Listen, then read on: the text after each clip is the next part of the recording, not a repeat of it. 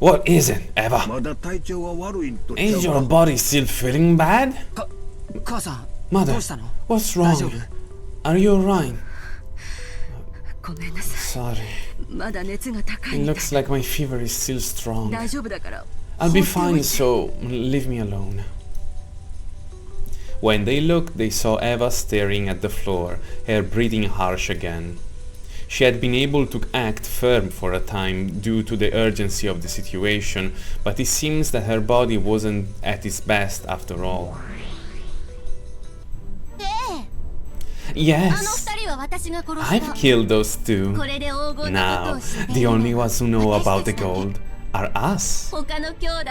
I won't give up even a scrap to the other siblings.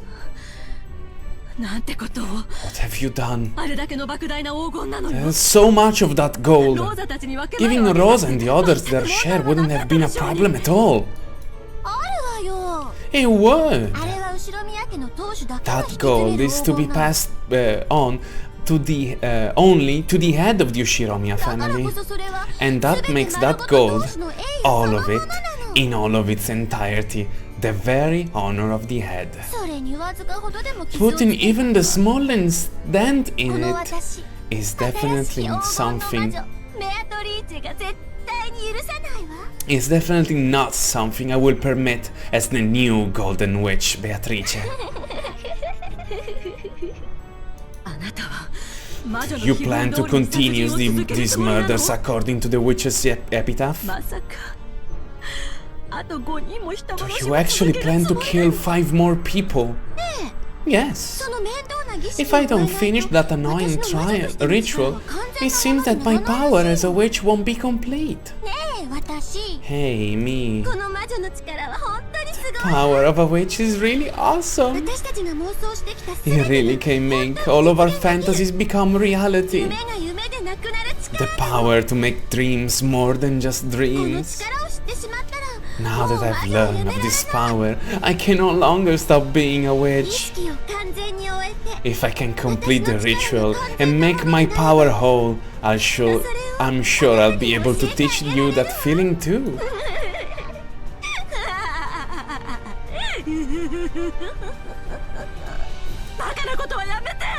Stop acting like an idiot.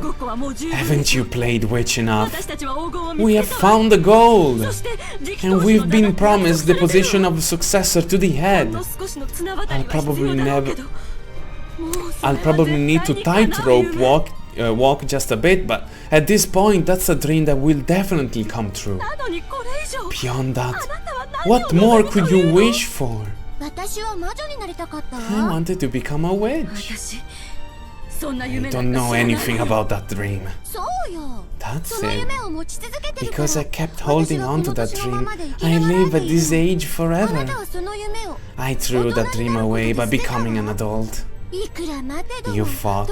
No matter how long you waited, the rapid holding a clock wouldn't visit you, and you wouldn't be able to meet Humpty Dumpty.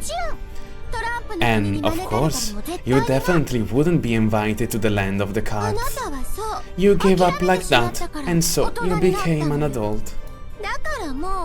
And that's why you don't want to become a witch or anything like that anymore. You've even forgotten that it was the dream of your true self. Look, just stop it. I've already gotten my hands on 2 dreams. The gold and the position of the head. That's more than enough. So please, your dream has nothing to do with me. Be obedient. No way. Magic's too much fun. Besides, those 2 dreams of yours both came true because of my magic. It's not fair if my dream doesn't come true too. I am grateful for your magic, and I accept you as a real witch. So please, be obedient now and return to the inside of my heart. And never appear again. No way! We are both misunderstanding each other, aren't we? That's right, I am not you anymore. You are Ushiromiya Eva. I am the golden witch Beatrice. So, I have no responsibility to go back inside your heart. I would say I feel like a butterfly who has been broken out of her cocoon, namely you.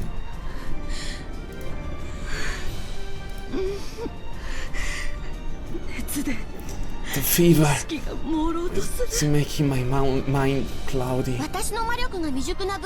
My inexperience with magic power is making me support it with your vitality. Until I finish the ritual of becoming a full witch, you might have to bear the burden. I'll take that in exchange for making 2 of your dreams come true. It's alright, don't worry, okay?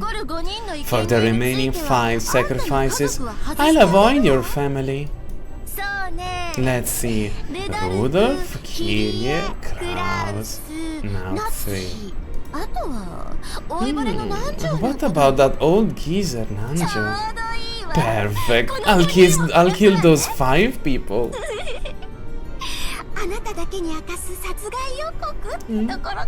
Could you call this a murder announcement revealed only to you?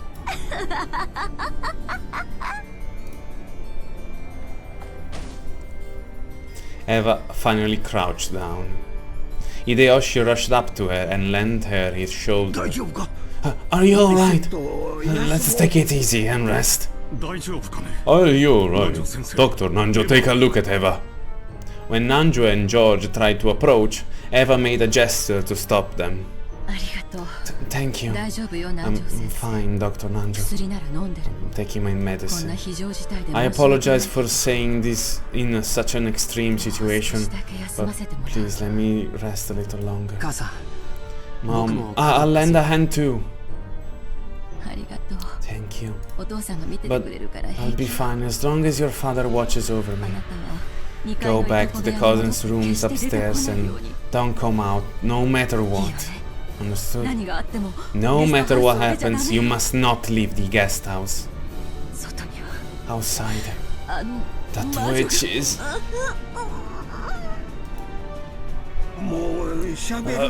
Don't talk anymore. Sorry, everyone, but I'll be watching over Eva in the room. Call if something happens. Hideyoshi and Eva retreated from the lobby. Of course, Eva wasn't the only one who wasn't feeling well. They hadn't gotten a wink of sleep since the previous night and had been pressed by tension since the morning. They were mustering their energy to protect their families, but if they relaxed even a little, surely every one of them would be down and out.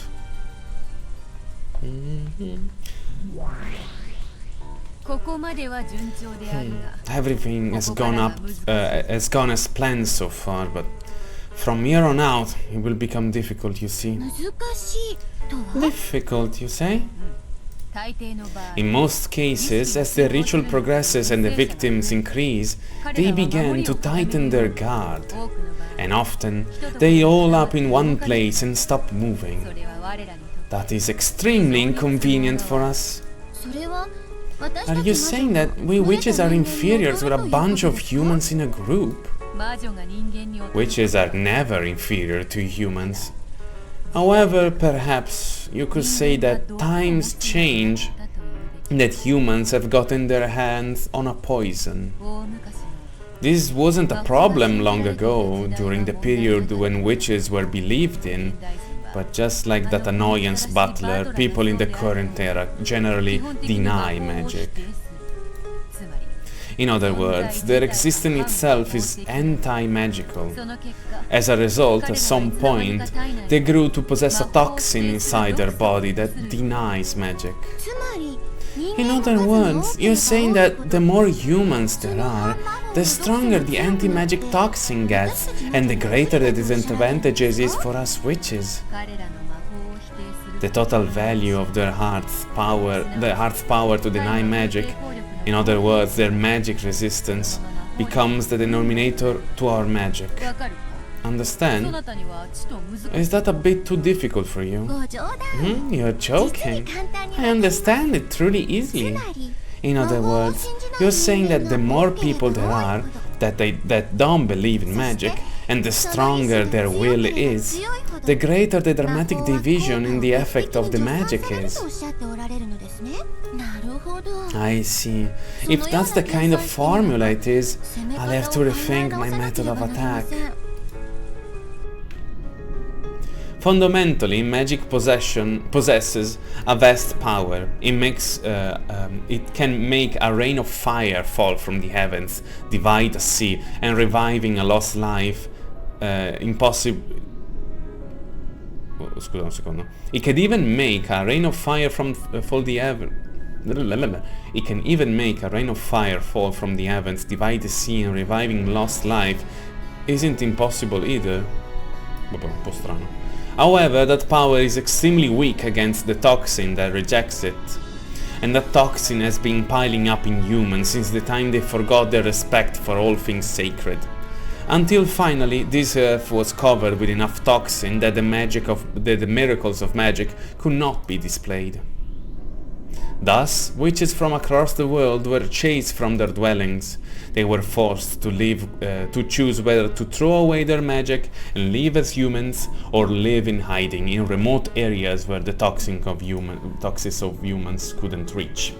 In that sense, Rokkenjima, with its population of only 10 or 20 humans, was extremely favorable to witches.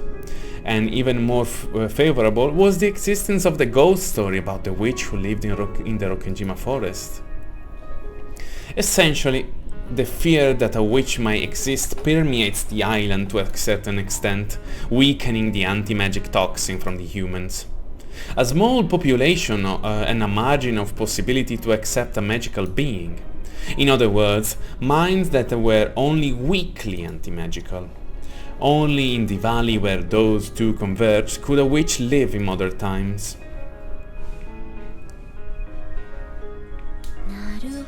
I see. So by this formula we could say that there are several rules a witch must follow to use her power efficiently. The first one is creating a scene.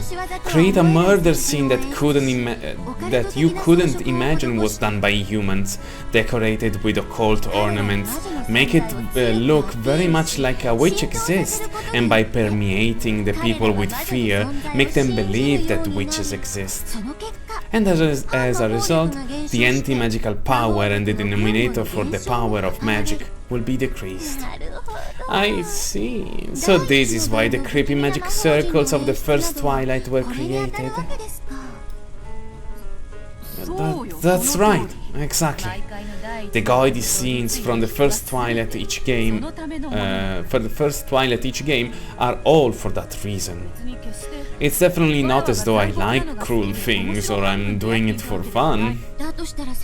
In that case, Predecessor-sama, this time was a failure. You killed him in a very plain way.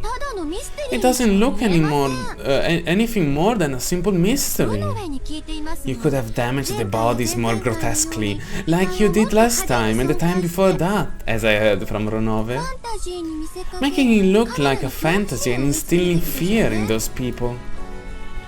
Well, how about that?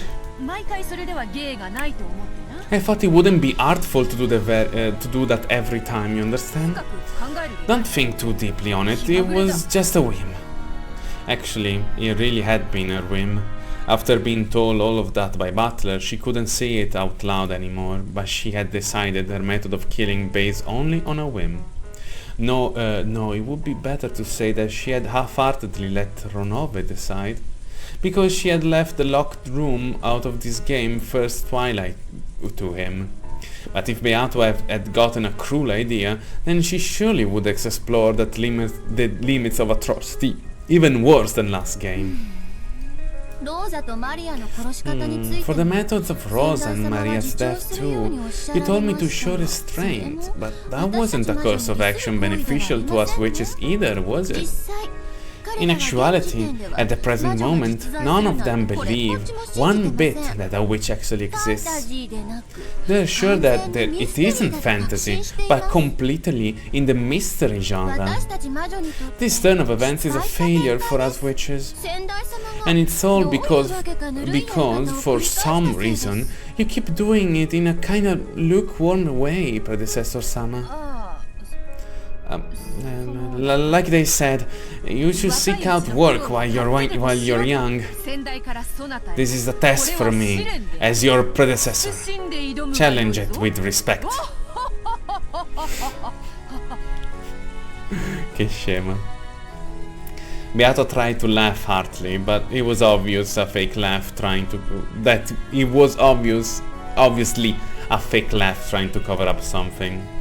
And the new witch shrugged, sighing. At this stage, it's probably too late to reduce the anti-magic power by creating a scene. In that case, there's another move. Having the humans split up should work. That is probably the most effective way. The smaller the number of humans, the more the denominator shrinks. As a result, the magic power becomes immediately effective. In other words, the crucial point from here on will be how to destroy this barricade situation and have them split up into small groups. However, they are already cautious. The barricade won't be destroyed easily, you know? Both the barricade in Kinzo's studies 2 games ago and the barricade in the parlor last time were very stubborn. Furthermore, most of the cunning adults have been left this time. The situation is more difficult than all the ones before it, you see? If you wish, I could give you some special advice. If the first murder case occurs in a closed circle, the survivors all up without fail, gathering together to observe each other and ensure their safety. Worrying about how to break the situation apart is probably the domain of murderers and mystery authors, so how ludicrous it is that witches, who are meant to exist at the other end of the spectrum, share in the exact same worry. For a while, the new witch poked her cheek with her index finger, making gesture as though deep in thought, and eventually spoke. I'm fine. After all, it is a test. I won't borrow your moves. Really? The thing is, though, it will be pretty hard to defeat this barricade, you know? I have already made my move. I'm pretty sure it will work. If they're smart, then it definitely will. Oh, is that so? You really are excellent. I am pleased that my disciple isn't hard to deal with. My motto is to study things myself before asking other people. Then, if you would excuse me, I have to wait for my prey to get nonchalantly lured out. Well then, handle it with care. As the new witch lowered her head, her face blank, she turned into gold butterflies and hid herself. Beato looked slightly unamused. It seemed she was lonely since she hadn't been relied on at all.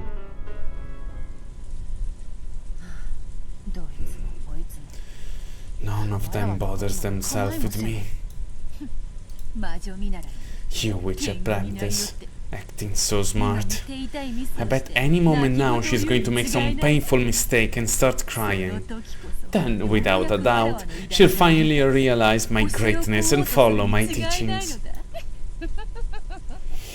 Until then, I shall watch from above.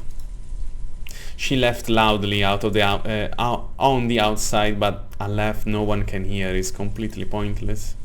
Beato started to feel empty and quickly stopped laughing. Renove chose that time to show himself. Excuse me, milady. The game of the second twilight with Butler-sama has ended. I see. ご苦労である。 Good work. 守備はどうである。 What was the result? 申し訳ございません。 My sincerest apologies. I was forced to resign. マトラ様の Patolo-sama claim of Rosa strangled Maria to death, then died in an accident. I struck down in red with both deaths were homicides, but I could not repel his change of moves, placing Eva as the principal offender. エヴァは秀吉にずっと看病 But され Eva was sleeping in her room the whole time as Hideyoshi cared for her. 秀吉も共犯 It put forth the possibility that Hideyoshi was an accomplice, and that the two worked together to create an alibi. 秀吉まで疑うか。 He even suspects 殺害 Hideyoshi. 時には Couldn't you have struck back by saying in red that they were in the guest room at the time of the それ murder? も考えましたが I also thought of that, but in any event, several important pieces might have been taken several moves later. And because there is a possibility that this move was a part of the preparations made by the new Beatrice, それを察 I 知 acted out of respect to her. 申し訳ありません。 My apologies. 布石か。 Preparations, you say? 頭が切れるようだから Her mind doesn't seem to be sharp. No, 好き scusa, にさせ does. ておくがよい。 Her move does, infatti mi sembrava strano. Her mind does seem to be sharp. We can let her do as she どこまで likes. やれるか It'll be quite a show to see how far how far she can go. そうおっしゃると思い I ます。 thought you would say 弟子 that. が可愛くない I see that the Cyble's unpleasantness has made you as you in a bad mood. 余計なお世話だ。 That's none of your business. I wonder how that one plans on destroying this barricade from here on out. わらはもうじっくり拝見 I させ shall ても keep ら a う。 close eye on her. Oh, and how Butler's mood? 落ち着いておられるように見えま It した。 appears as though he has calmed himself down. He didn't say that, after all, he couldn't get fired up without you as his opponent. そうか。 Really? そうであろう。 That's そう no であろう。 surprise, no surprise at 第 all. 4の番以 If I 降 don't return for the first twilight and after, Butler will probably be lonely himself. それでは私 And with that, if こ you れで would 失礼 excuse させてい me, ただき美味しいクッキーを I 焼か must せてい bake た some だきます delicious cookies. せめてお嬢様と So, マトラ様 as の to お at 話が least 弾みます enliven the discussion between Milady and Butler-sama. あいつお前のクッキーボリボリ食ってたな。 That guy really was munching your cookie, wasn't he? 男の子だから It must be because he's a boy that he can eat 多 so めに焼 much. いてやれ。 Make lots of かしこ them. まりました。ク Certainly. ッキーでテーブルを I shall make 埋めて enough ご覧に入れ cookie ましょ to う bury the そ table. れが良いぞ。 Yes, just do that.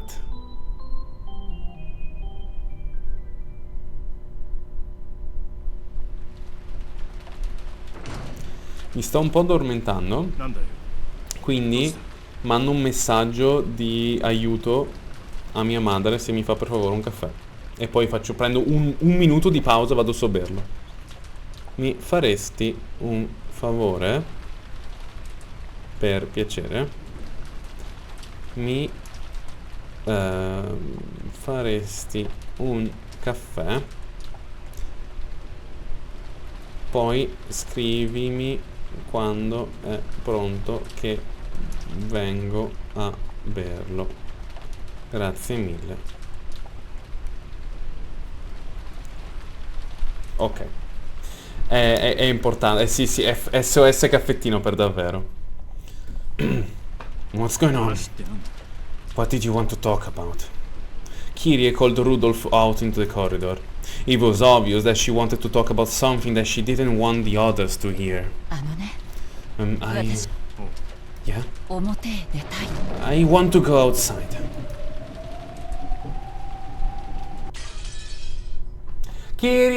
Kyrie! Che cazzo fai? Battle to the death in the hall. 確かに Certainly, the body cannot last with nothing more than a small breakfast, but もちろん分かってるさ of course, we understand. Stavo facendo la voce di Yoshi per どん sbaglio. どん暗くなってくる Of course, we understand, but the thing is, as time passes, it'll get darker and 多分今 darker. が一番明るい Now it's probably the 今が lightest. 一番都合 Now がい it's い the most convenient time. Only about an hour has passed since Rosa-san was attacked. This is simply too reckless. It was only natural that Natsui was yelling about recklessness, but Rudolph has said that he was going to the mansion to get food.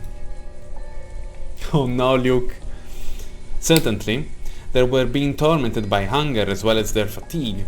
In the beginning, they were just fine because they could fight in their moderate hunger with their drowsiness. But now it just made their mind hazy, and even though it was still only midday, their bodies felt like they were reaching their limits. The thought of going to the kitchen in the mansion and bringing back some food certainly was attractive. I am opposed to this. It may be a little tough, but definitely shouldn't leave this place. It is all right for us, but it would pain my heart to keep the children hungry. I must bear the responsibility as a parent. Dear, now that father has passed away, you are the Ushiromiya family head. It is not permissible for you to take on such a danger. Yes, it is like Natsui-san said. Klaus-san, you should remain here as the leader. Then, who will go to the mansion? I think Kirie and Hideyoshi-Nisan as well should go. Hideyoshi-Nisan and I are holding guns. They should be able to lay a hand. They shouldn't be able to lay a hand on us that easily. Rosa-san was also holding a gun, but she was attacked. Isn't it dangerous? When I went out to check on Rosa and Maria-chan, I was alone, although I had a gun with me. But I wasn't attacked. Maybe they'll be cautious if their opponent is a man. 2 men, and even 2 guns. Those 2 will act as guards, and I will push the cart with the things. I believe the situation clearly differs from Rosa-san. If you're counting me as a man, I'll be pleased to help. I don't look it, but I train my body pulling stalls. Leave the heavy lifting to me. Lifting. You men just need to devote yourself to guarding. There's a folding cart in the servant room, so using that, I should be able to handle carrying the food alone. Of course, you be careful. And if we can succeed in this venture just once, we'll never again need to take the risk of leaving this place. Is there any way I can get you to reconsider? It may be painful for everyone to deal with an empty stomach, but even so, we do not know what could happen outside now. Well, take care. And Eva is feeling pretty darn bad right now. I can't let her stay hungry. If her stomach's empty, she can't even take her medicine. I've gotta go out for Eva's sake as well. How's Eva? She's finally gotten to sleep. She's burning up too. We should leave her be for a while. I guess you can't just stand still when it comes to your wife's health. Understood. I'll give you permission to go outside. Then, we'll take a little trip there and back. A speed contest. Canned food is okay, right? At least you have a can opener here, right? Yes. We have a can opener and a bottle opener. There's running water in the guest house, so we won't need anything to drink. There's 10 people to cover for, so you'll have to take what you get. Alright, let's dash out there and bring it all back pronto. There's no time to open umbrellas. So, Aniki, what's the place for me? Be careful. Under normal circumstances, I would want to go too. Being a man, I despise this title of eldest brother that prevents me from lending a hand in an emergency like this. This is the only time we get to show off. Sit back and take it easy every once in a while, Aniki. Alright, let's listen. Wait here and get some towels ready or something. We aren't using umbrellas, so we'll be coming back like drowned rats. Understood. Take care. Rudolph, Kirie and Hideyoshi, each leaving their own brave words behind, left the lobby. Sì, però dopo quello che ha appena detto Eva Beatrice, ho paura. Compared to that time Rosa and Maria had gone outside, the wind has picked up once again. Rudolph's group of 3 people jogged through the rose garden without umbrellas, holding their guns and a folded cot. If everything had been still and quiet, without the wind and the rain, they would probably have kept their ears open and moved with caution, but in this rain, even if some suspicious person was hiding nearby, it would be difficult to notice them. Because of that, it had been Rudolph's plan to instead dash through the dangerous area. If there was a chance that their opponent was equipped with a gun, then walking slowly with their guard up would only make them a target. It was probably correct to decide on a swift action. The rose garden. It feels like we're just asking to be attacked. Please don't let nobody come out of there. Even as Rudolph and Hideyoshi continued to run, they looked around restlessly, vigilant and of their surroundings. Rosa and Maria's death had not been caused by a projectile. However, it was easy to suspect that the servant has been killed in such a manner. Will they come flying out of the dark, or will they take careful aim and snipe from the shadows? Either way, they couldn't just relax their tension, even for an instant. But even so, when they reached the overhang in front of the entrance to the mansion and escaped the reach of the raindrops, they felt themselves breathing a sigh of relief. No problems for the first part. It's not like how it was for Rosa-san. Maybe they just they can't get their hands on us easily. I'd like to believe that. Kirie, unlock the door while we keep a lookout. Sure. Returning home to the mansion with a pair of bodyguards make me feel like an executive. If we had a welcoming party of servants and a red carpet, it'd be perfect. A welcoming party, huh? Careful what you wish for. What you wish for. Stay alert. As the two cautiously surveyed the surroundings, Kirie unlocked the front door with the master key she had been given. It's open. Hideyoshi-san, could you take the front? I'll keep an eye on the rear. Roger. Kirie-san, try not to move from a shadow. Alright, let's break in. Rear guard, understood. Covering. Man, you're enjoying this situation a little bit, aren't you? Give it up. That's just how men are. But man, there's still that rank stench. The air in the mansion felt stagnant, with a heavy silence. And worse, it was still thick with the stench from Kinzo's burned corpse in the boiler room, and they were stuck with the strong desire to leave the mansion, although they never planned to stay. No problems in the front. Just a short dash to the kitchen. Let's finish this quickly and head home.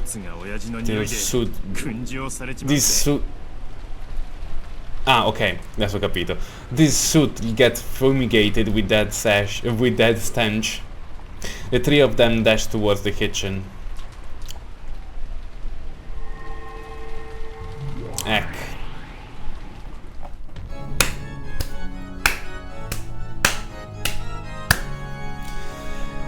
And after they disappeared from the entrance hall, the new witch showed herself there. They were lured out just as planned. They got caught right in my trap. The witch grinned. Thinking about it now, no matter how unbearable their hunger had grown, barely a few hours had passed since Rosa and Maria had been attacked and lost their lives. In that case, Why had they needed to recklessly leave the guest house? Until that question could be dealt with, the only answer was that they had been called out by the witch's magic. What reckless people! They will never leave this mansion alive. Lock yourselves, locks. Close yourself, mansion. The instant she proclaimed that. The mansion was sealed off in a separate world. Unless she were to dispel the barrier, no longer could anyone exit this mansion or enter either. Spectacular. To think that even though barely half a day has passed since you succeeded the endless witch, you can use magic this well. That talent surprises me. It's almost as though you were born a witch. Well, I have been a witch since the time I was born. Who fought me? Who fought you? Who fought you? Who taught you? Mamma mia, perché leggevo pensare, invece è il passato di insegnare. Who taught you how to blink? That's what using magic is like to me. Fearsome person. The witch's fate twisted with brutality. She was beside herself with excitement at being able to toy with lives again. Well then. First, it's Rudolph and Kyria. But what cruel way should I kill them? If you would excuse me. But the predecessor Sama has left instruction that you are to restrain yourself from committing murders that are unnecessarily cruel. And there is a protocol to follow for the sacrifices from the 4th twilight onwards. For that, you must borrow the power of the 7 sisters of purgatory. Oh, really? Now that you mention it, that's right. I'm only allowed to play as I like until the 2nd twilight I just finished. Boring. Just when I thought I could play to my heart's content like I did with Rosa. But that refers to the way they've killed in the end, right? By which you mean I could just kill them however I want over and over again, revive them, and then follow the epitaph the last time I killed them, right? So in the end, no matter how I play, it isn't a problem. It isn't a problem. Who would act well behave with an interesting power like this? Her wild logic was, for an endless witch, an extremely valid argument. The sacrifice for the 4th twilight and onward had prescribed protocols for the method of killing, represented by things like gouge to the head. However, they refer to the way they die in the end. In other words, in the process leading up to that, she was free to tease and kill them however she wanted. She just had to keep on reviving them and follow the rules only when she killed them the final time. Even while Ronove glimpsed some talent as a witch in her innocent cruelty, he was beginning to notice a naturally brutal side to her. They do say that apprentices are the most brutal of witches, and now I see that may be true. Do as you wish, is what I would like to say, but I must insist that it would be wiser to exercise some restraint in this instance. They are holding guns.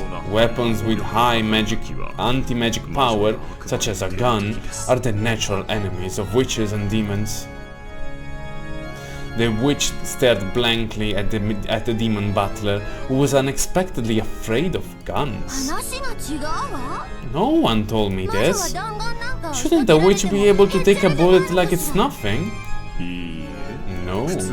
It would be a fatal wound, exactly the same as it would be for a normal human. To prevent that weak point from being noticed, Most witches rigorously strengthen their god with a defense of protective barriers and furniture.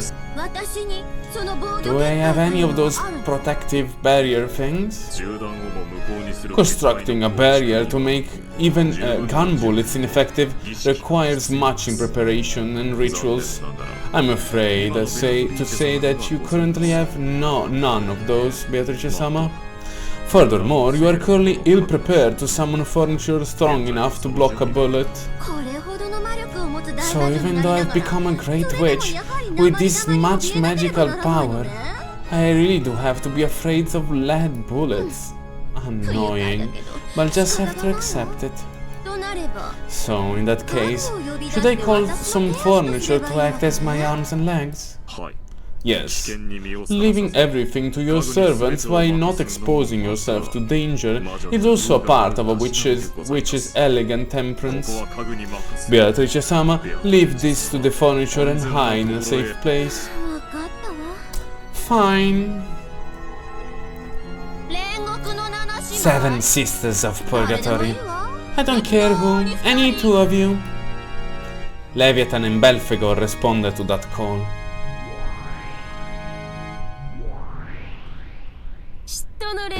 Leviathan, the envious, right here. Belphegor, the slothful, right here. Show me your power. Your targets are Rudolph and Kiria. Not Hideyoshi. Now, show me how cruel you can be, furniture. My apologies, but we have received an order from the predecessor to restrain ourselves from unnecessarily cruel actions. But I think the predecessor's orders does give us some leeway to tease them. What, will that be acceptable? Fine, I'll compromise. You mustn't kill them easily. Thoroughly corner them, and let them taste the fear of death before killing them. Will that be alright, Ronove? Yes, if you simply remain conscious of the extent, I do not believe that that would be a problem. Then, go. Yes, leave it to us. Your opponents are armed with guns. For those as skilled as yourselves, dodging them should be easy, but if you're hit, it will be fatal. Go with an appropriate level of caution. Do not worry. We won't expose such a level of incompetence.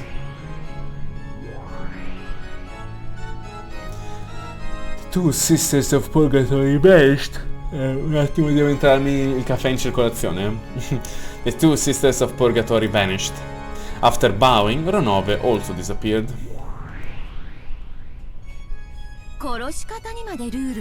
There's even rules on how to kill them.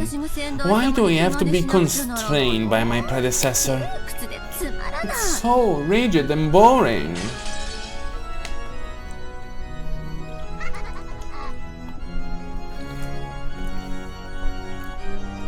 As the witch looked up at the portrait of the predecessor Beatrice hanging in the hall, she cursed.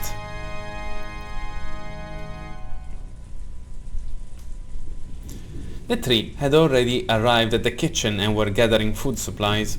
Thinking of the possibility that poison had been mixed in, they gave up on alluring fruits and vegetables, and gathered the whole cardboard box full of only the safe canned goods. It was very heavy, but by piling it on the cart, they could carry it well enough. With all of that, there would be plenty for 10 people to hold on until tomorrow's breakfast. That would be enough while they waited for the boat. The two men were supposed to be devoted to guard duty, but the weight of the load was tough on Kiria, even with the cart. Hideyoshi, who professed himself strong, switched to being the cart pusher, and Rudolph and his wife took up the task of guard duty. With all of this, even George and the kids will be full. We're not safe until we're home, Let's go. When Hideyoshi vigorously proclaimed their departure, Kirie frowned, looking as though she was gazing into the distance. There was a wall in that direction. No, if her gaze could go through that, the hole was behind it. What is that, Kirie? チリチリするの。 I sense something. 嫌な予感がするわ。 I have a bad feeling about this. Diventato Star Wars. Kirie stopped, never narrowing her eyes even further. Woman intuition? In times like this, Kirie's intuition surpassed reason. Rudolph trusted that intuition. Yes. Someone's probably waiting to ambush us. I didn't sense them until a short while ago.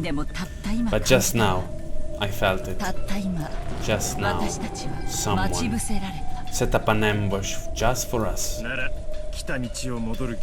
Then there's no reason we need to return the way we came. There's a back door over there, right? Let's leave that way. Rudolph made to unlock the back door. When things were carried into the kitchen, they never passed through the part of the mansion that the family came and went from. So outside the back door there was probably a slope for transporting things.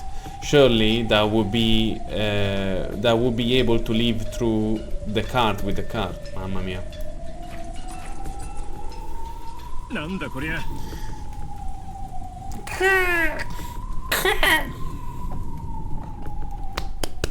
Ouch, ouch, ouch, ouch. So, outside the back door, there was probably a slope for transporting things. Surely, they would be able to leave through there with the cart. What is this? It's stuck. Damn, what's going on? You can't open it. Nope. Is it broken? It isn't giving an inch. Rudolph tried various things, using force, then coaxing it, but the lock was as hard as stone and didn't even bulge. Don't stress over it. Let's leave through the front entrance. And now, it would be even worse if we were stand here wasting time.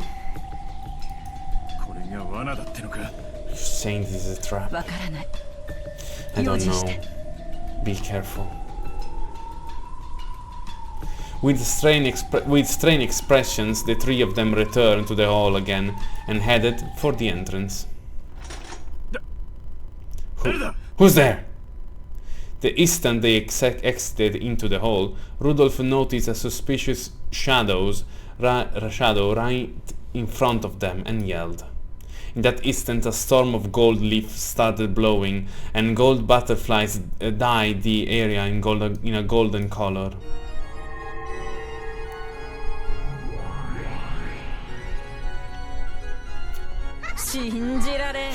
I can't believe it. A lowly human predicted our ambush. It isn't my fault. I was hiding my presence. Don't hesitate. Fire! Kirie è la prima che spara. The two guns sprouted fire. The lead bullets blasted right through the pair's magic defense, and easily as though it were a paper wall. But the two who should have been there had disappeared. Certainly, guns were a frightening object to them, but there was no force to fear as long as they weren't hit. They at least had enough speed to dodge those. Wait a second. You won't even let us say your names. Ah, that's why I hate humans. Leviathan protested, popping her head out from behind a pillar in the shadows of the staircase, a full 10 meters from where she had supposedly been.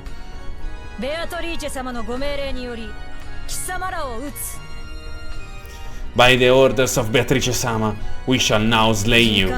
We are ordered to take some time teasing you, but you are free to resist, but know that is useless.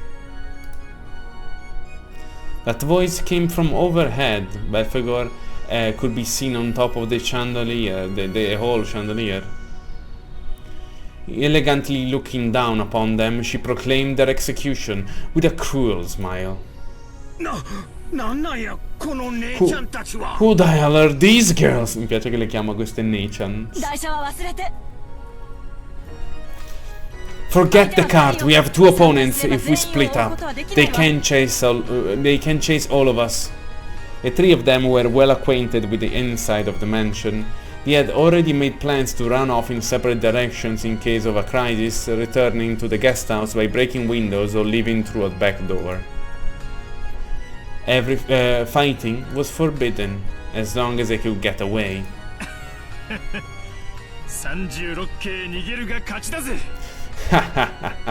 Of the 36 stratagems, fleeing is the best. The three of them escaped into the depths of the mansion at full tilt. The two furnitures calmly watched them go. I'll kill the woman, you take the man. Understood.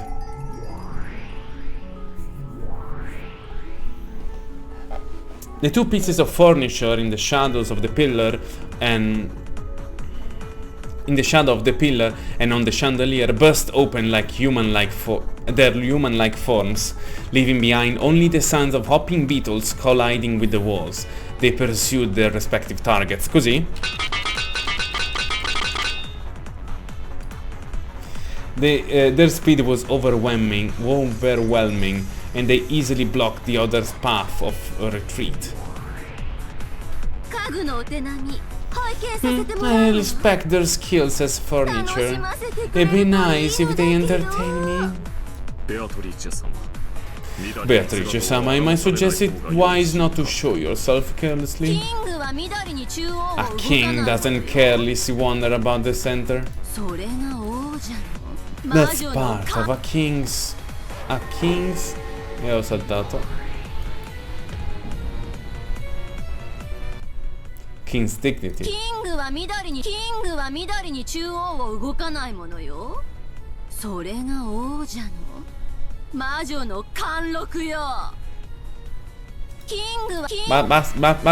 Kingo. In front of Rudolph, who had been boldly tried to escape onto the second floor, Belphegor was already standing in the way. It's useless to try and resist or escape. You don't need to think about anything. Just close your eyes. I'll bring everything to a gentle finish. You'd make a good wife. Your husband would be pleased to hear that kind of things when he gets home tired. To think that you're still relaxed enough to speak such vulgarity at a time like this. Beatrice-sama, thanks for such a good prey. Die! Rudolph fires first. But even before the bullet could hit her, Belphegor had already moved behind Rudolph's back. There she stood, her arm raised above her, a purple trail extending from it. However, even before that arm could decapitate Rudolph, unbelievably, Rudolph had swung his gun behind him, the barrel pointed behind his back, from the same motion which he had reloaded the sawed off gun one-handedly, and it was pointing right at Belphegor's chest. Scusami, ce l'ho apposta per questi momenti. Beh, cazzo, è vero che è bloccata. Un secondo.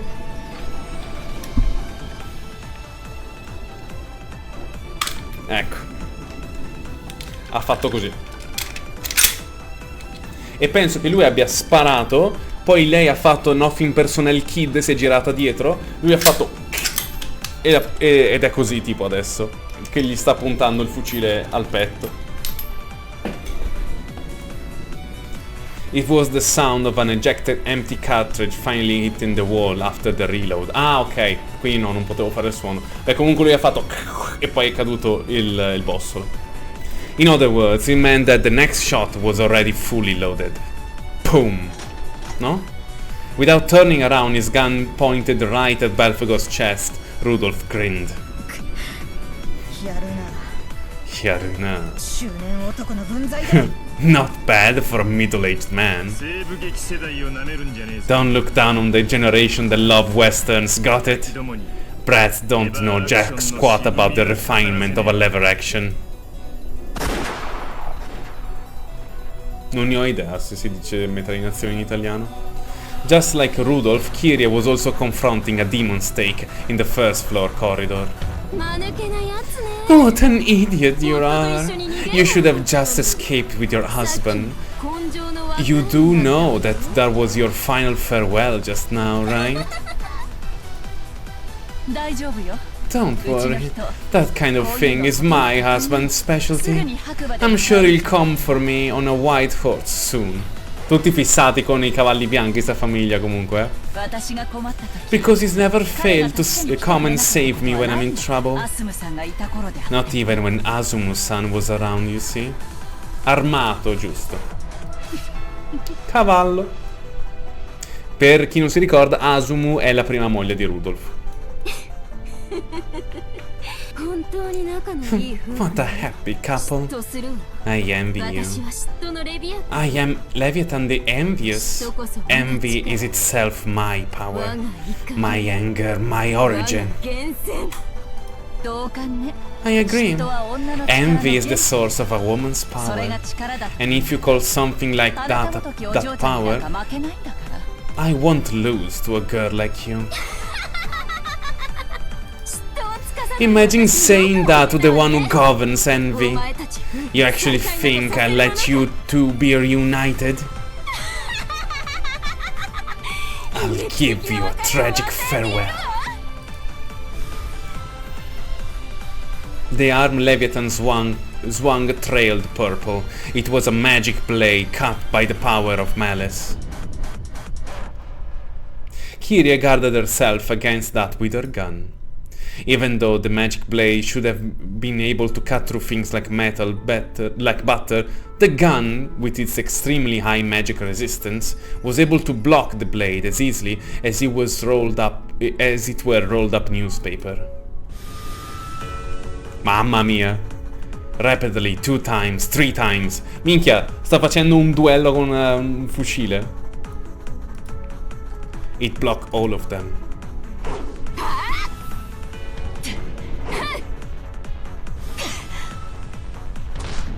Sì, sta facendo Sekiro in questo momento. And without missing the opening created with that when that purple trail took a long sweep upward, Kirie kicked Leviathan in the stomach with her heel. Almost like she was a light dancing feather, Leviathan was knocked away. Before the demon's stake could feet touch the ground again, Kiria had perfectly captured Leviathan, who was in midair down to the barrel of their gun. From midair, the two women who had spoken to each other of envious power met each other's gaze.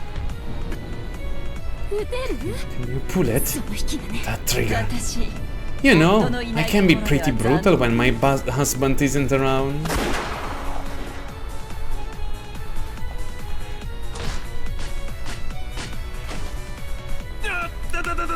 Caduto giù dalle scale. Rudolph tumbled down the staircase.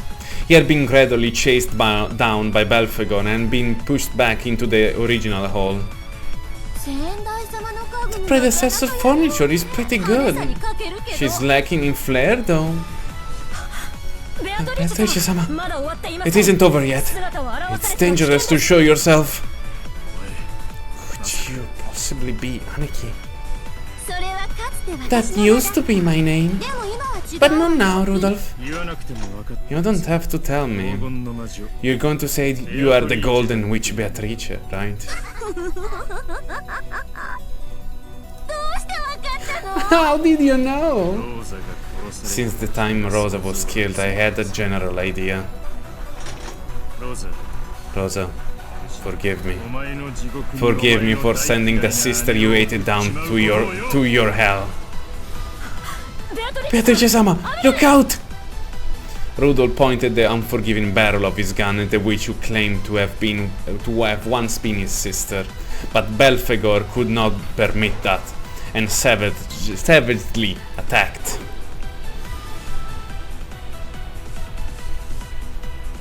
She sprung at him, vanished, and got behind him. If he dodged that attack, she got behind him again. She vanished over and over, each time teleporting into Rudolph's blind spot, sparking zero gameplay. It was almost like she was a fairy. As she blinked in and out of vision, Belphegor incessantly drove towards Rudolph. It might be kind of fun in its own way. Rudolph, let me leisurely watch and see how long the brave efforts left. Mamma mia. Rudolph, let me leisurely watch and see how long your brave efforts last you.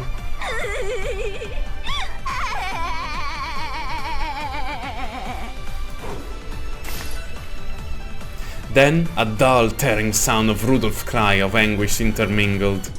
Rudolph had finally reacted too slowly in his dance with the purple trail which pressed upon him, and he had let it lightly cut him on his side. A single wound delayed a single one of his action. That caused a new wound which delayed him once from acting again.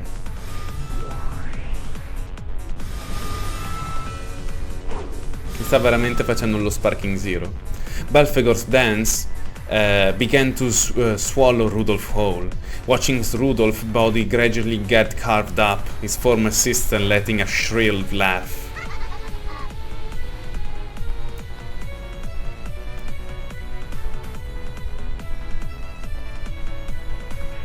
Leviathan could no longer hide their irritation that Kyrie was absolutely refusing to allow her to deliver a fatal wound.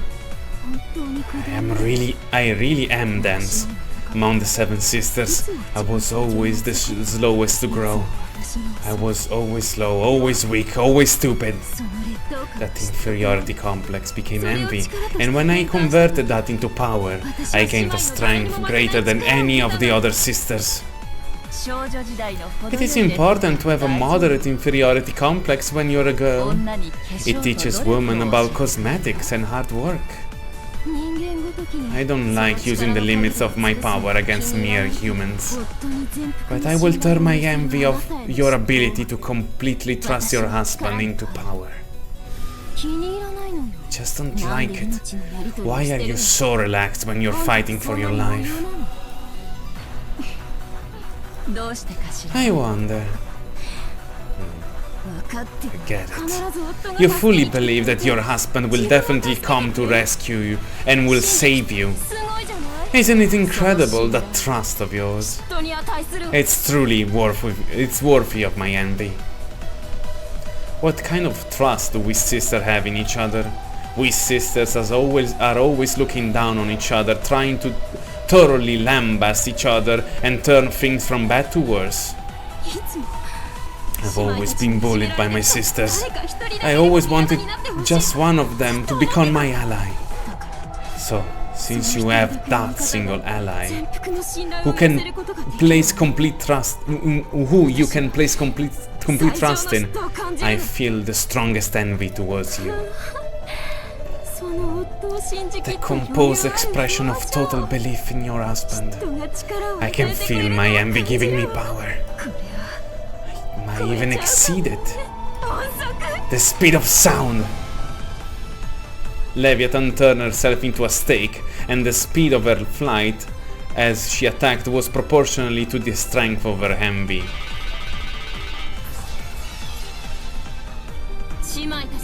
On that day, when my sisters looked down on me, I was jealous from the bottom of my heart of the other 6, who had grown quickly.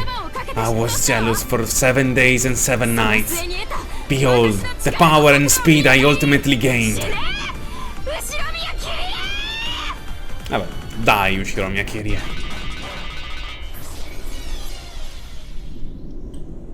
The demon stake exposed her true form, leading about at terrible speed. The noise from her colliding with the bouncing from her colliding with and bouncing off the wall sounded like a machine gun. By now, Kiria probably couldn't tell whether it was a single stake or a swarm of beetles flying and bouncing around.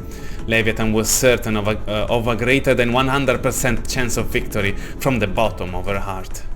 Then Kiria spoke with an unbelievably calm voice. I was the one who had been going out with Rudolf-san from the very beginning. Asuma-san shamelessly cut in between us and calculating got herself pregnant.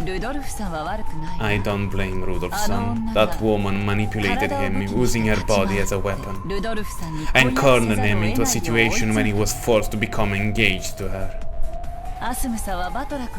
Asuma-san was carrying Butler-kun, and at the same time I was also carrying a boy. As fate would have it, our delivery dates were on the same day. And Asuma-san gave birth to Butler-kun, but I was not so lucky. There was something I thought about. What if Asuma had been the unlucky one, and I have been the one to give birth? Would Rudolf-san have broken off his engagement and married me? But I couldn't birth a child.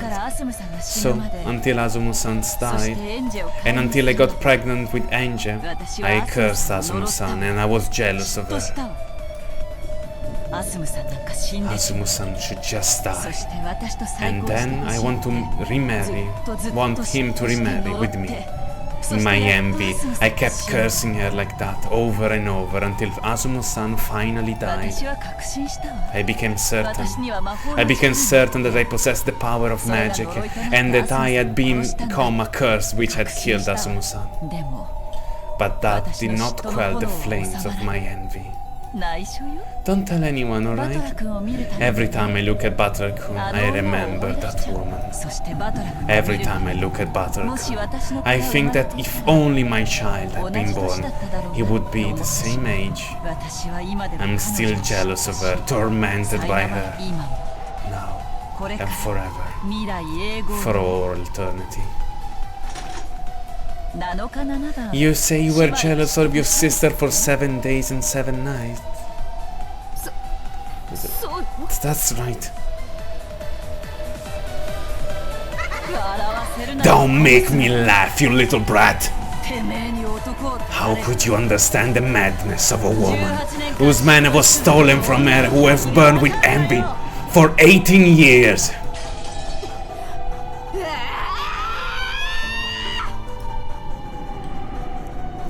If Leviathan's power had been 24 hours times 7 days, or 168 hours worth of speed, then the power that Kiria had accumulated was 24 hours in a day, 365 days in a year, and for 18 whole years.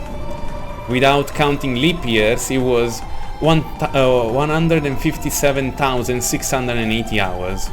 Compared to Leviathan's power and speed, it was more than 938 times greater. So then, even if Leviathan was soaring at the speed of 1,225 kilometers an hour, to Kiria's eye, it looked only 938 of that. So then, 1,225 divided 938 is a speed of 1.3 kilometers an hour. They say that a human walking speed is about 4 kilometers an hour, so it was even less than half of that. Almost the speed as a baby crawls on the floor. So then.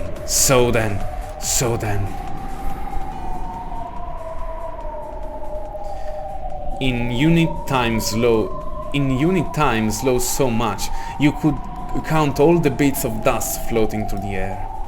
Kiria looked at the demon stake with pity. She pitied the slowness at which it came towards her.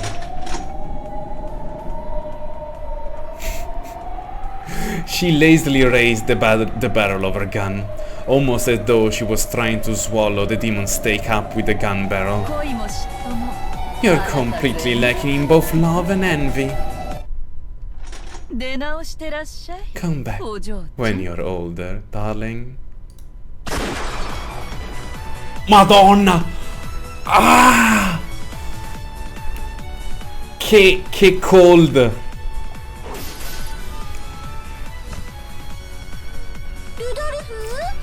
What's happening, Rudolph?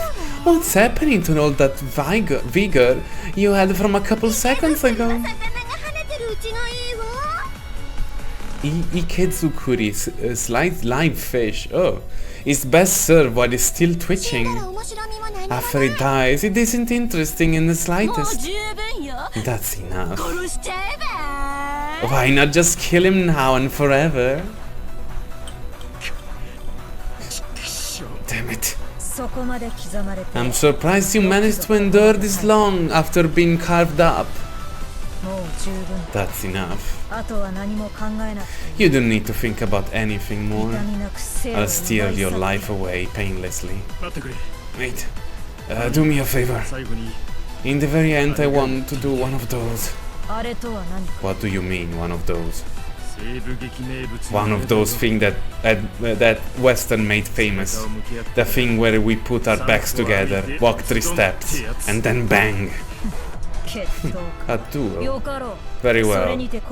If that will satisfy your regrets in this world, I accept it. Rudolph raised his wound-covered body and turned his back onto her. Belphegor responded and faced her back to his. Belphegor had a sense of integrity that was uncommon in the witch's furniture. Let me warn you, even if you press the barrel of your gun between my eyebrows, I can teleport even faster than you could pull the trigger and have the bullet reach my skull. Yeah, I'm already feeling that throughout my body. You are faster than a bullet. I have agreed to this out of respect for your courage in challenging me to a duel despite that knowledge. Thank me. You are a person of integrity and a good woman. You might just steal my heart away. Let's get this started. 3 steps is fine. First, 1 step. Then 2 steps. 3 steps. Is this alright? Yes. And since you still haven't noticed after walking 3 whole steps, looks like I win, girl. What?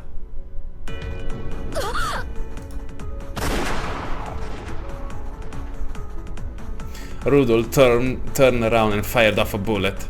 Of course, Belphegor could easily see through the speed and trajectory of a bullet like that. It should have been no problem at all to dodge it.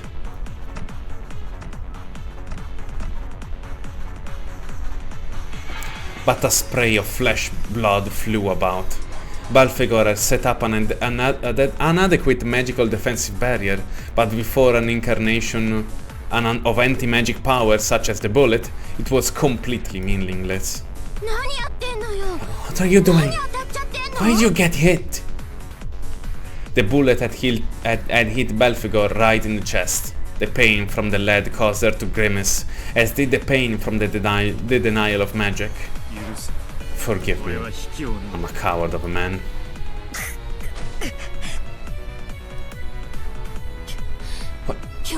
What a mood killer. To think that someone who is furniture to a witch could be defeated by a human. Know your shame, worthless, pathetic. Why don't you just stay sprawled there and die forever? Quit it, Aniki. This girl could have dodged it, but she didn't. She realized that you were in the line of fire, so this girl of integrity took it without dodging and guarded you. In the very end, she noticed that I was forking the rook and the king. Spectacular. Don't think badly of me. I'd planned to accept my fate if you realized why you were taking those 3 steps. Those 3 steps were out of consideration for me then. I didn't even think about it. I was lazy. You were a good woman. Go to heaven before me and do your makeup. I'll definitely come and talk you up.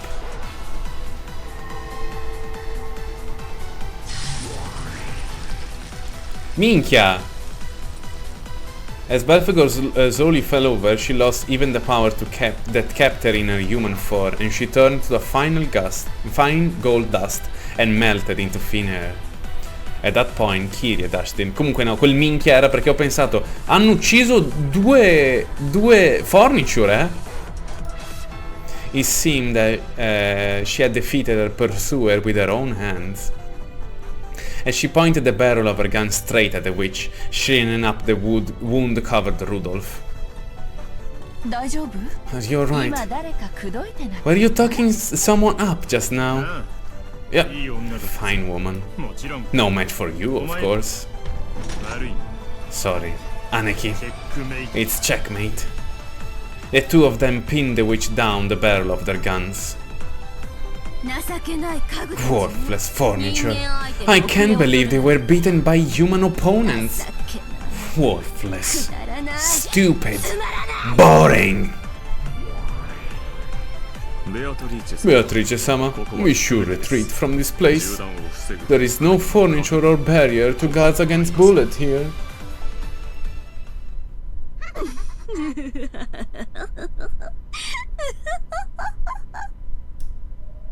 The witch began to let out a muffled laugh.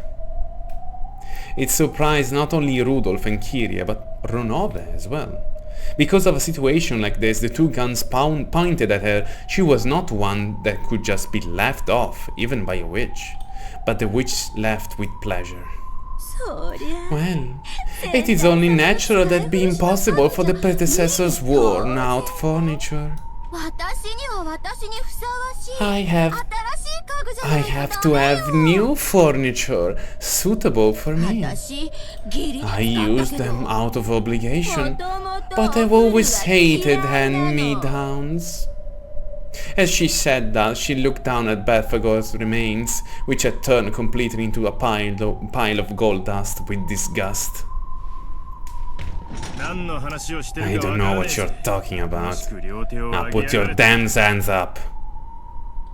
Then the witch obediently raised her hands, but instead of raising her hands because of a gun was pointing at her, it looked more like she was a conductor facing an orchestra, waving her conductor baton.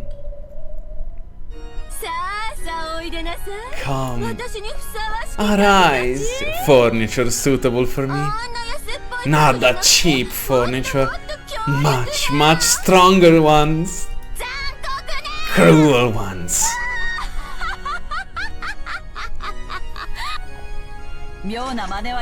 No funny stuff. I'll pull the trigger. Preparatevi. Preparatevi. Someone's new it's coming up. In response to the witch's call, the hall was once again buried in the color of gold. It was a wild dance of brilliant, radiant gold butterflies, and felt as though they had been swallowed up by an ocean of gold leaf. Ronove was left shocked at that upsurge in magical power. It was because it was surpassed even that of his former master. As their eyes were dazzled amidst the golden brilliance, a gunshot would be heard. Either Rudolph or Kyrie fired around. And after the golden glow had subsided, there was the witch, looking at least cool and composed. The bullet, Kyrie had definitely fired into her, but it was not embedded anywhere in the witch's body. There it was. The bullet was fastened in midair right in front of the witch's chest. A bulletproof barrier? The barrier which took even her predecessor a significant amount of preparation in an instant. Ronove's face was by now twisted in shock, as the surprise did not stop there. Ciao Pomitz! Giusto in tempo. The group of gold butterflies created two humanoid forms. It was a furniture summoning.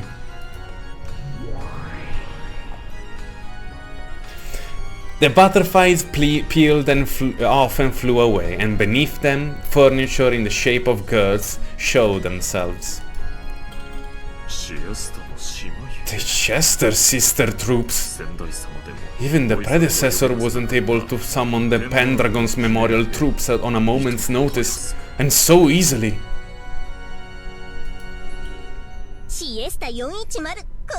Chiester 410, right here. Chiester 45, right here. You two are suitable furniture for me, right?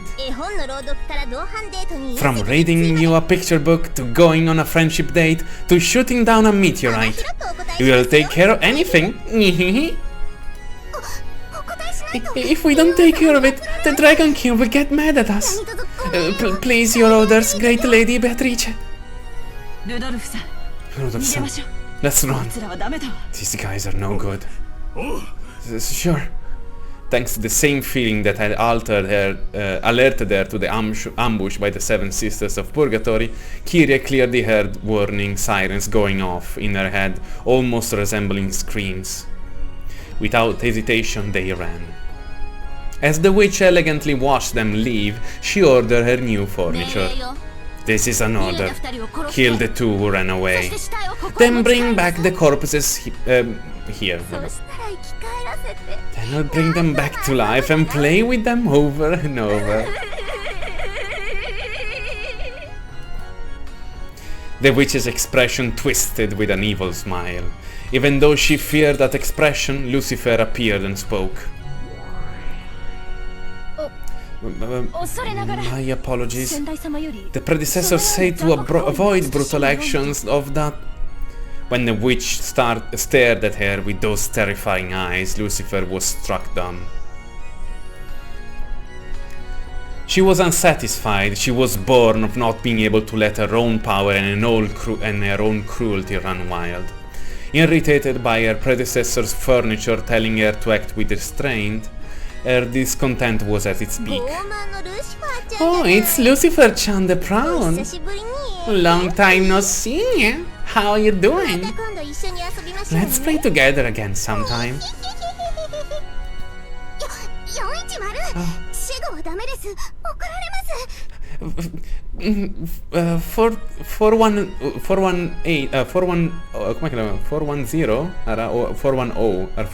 penso. 410, you mustn't chat, we'll get in trouble. Let us carry out the great Lady Beatrice orders at once. Looks like we're right on the job now. 410, understood. Preparing for sniping pursuit combat. Collecting terrain data. Collecting firing data. Data link to 410. 410. Data received. Target acquired. Correcting for terrain. Forming firing curve. Controlling points adjusted. Data link to 45. 45. Data received. Checking danger zone. Not there. You're in the way. You're in way behind us, Lucifer-san. You'll get roasted in the backfire, you know.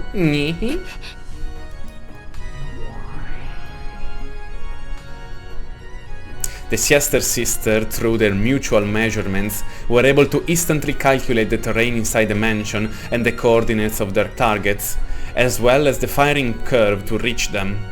Yes, their shots could be guided to draw a curved line.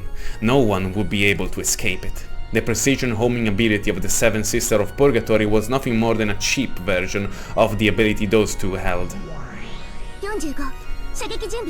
45. Firing preparations complete. Ammo selected. Now loading.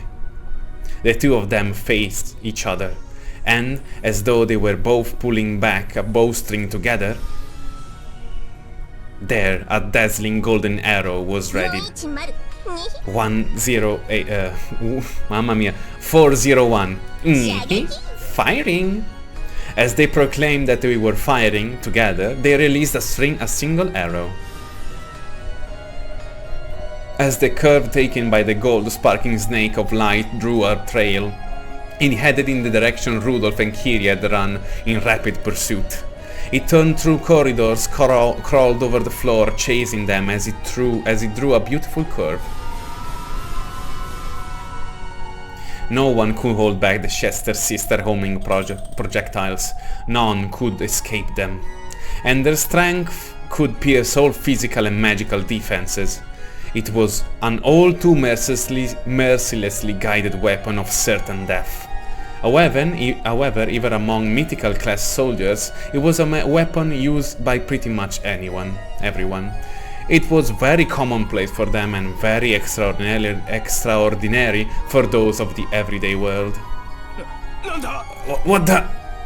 When he noticed something rapidly chasing them and turned around, Rudolph was shot straight through the location of his heart by the gold snake. It all happened in an instant. Rudolph! After the gold snake ran Rudolph through, it swooped down onto the floor, drawing a beautiful spiral, coiled itself around Kiria's leg and crawled up to her chest. And just like Rudolph, it shot straight through the location of her heart. And all of that too happened in an instant. It impaled Rudolph and it impaled Kiria. So they died at almost the same time, dropped to their knee at the same time, and fell over at the same time. What's this? So overwhelming.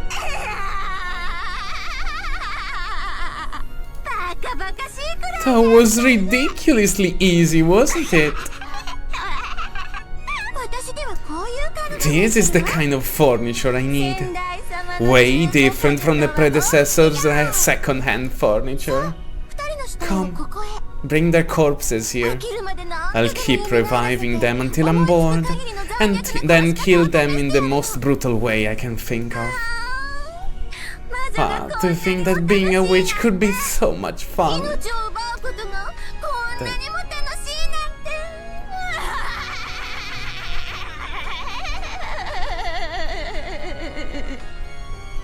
That taking a life could be so much fun. The most shunned action to take from someone born a human is the murder of another human. It was only natural for a human not to understand how pleasurable it is to break this taboo. But she was no longer human, she was a witch, and there were some pleasures that only witches could understand. By now she had tasted those pleasures and was totally immersed in them. After learning that the contents of the forbidden pot were honey, she could no longer live without it. No, maybe the contents were honey because they were forbidden.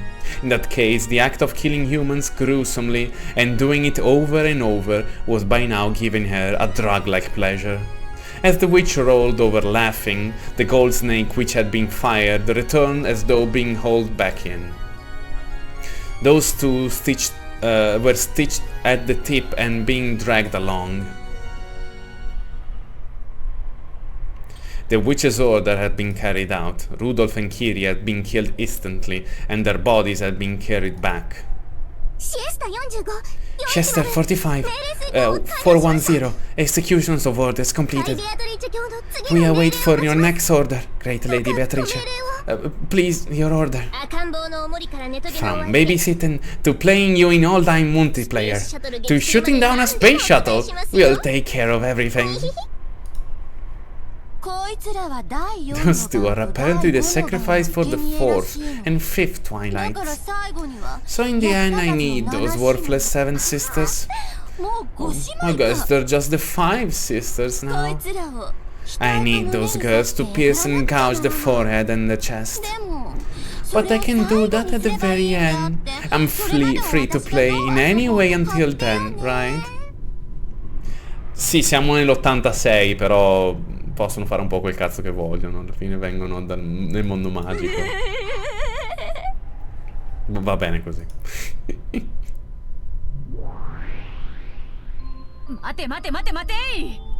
Ah, tutto questo mi ero dimenticato di dire. Vediamo se sono comparse le due Chiester Sisters. Eccole qua.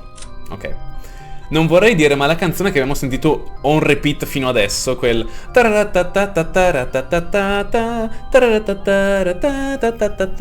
quello lì, si chiama Dance of the Moon Rabbits.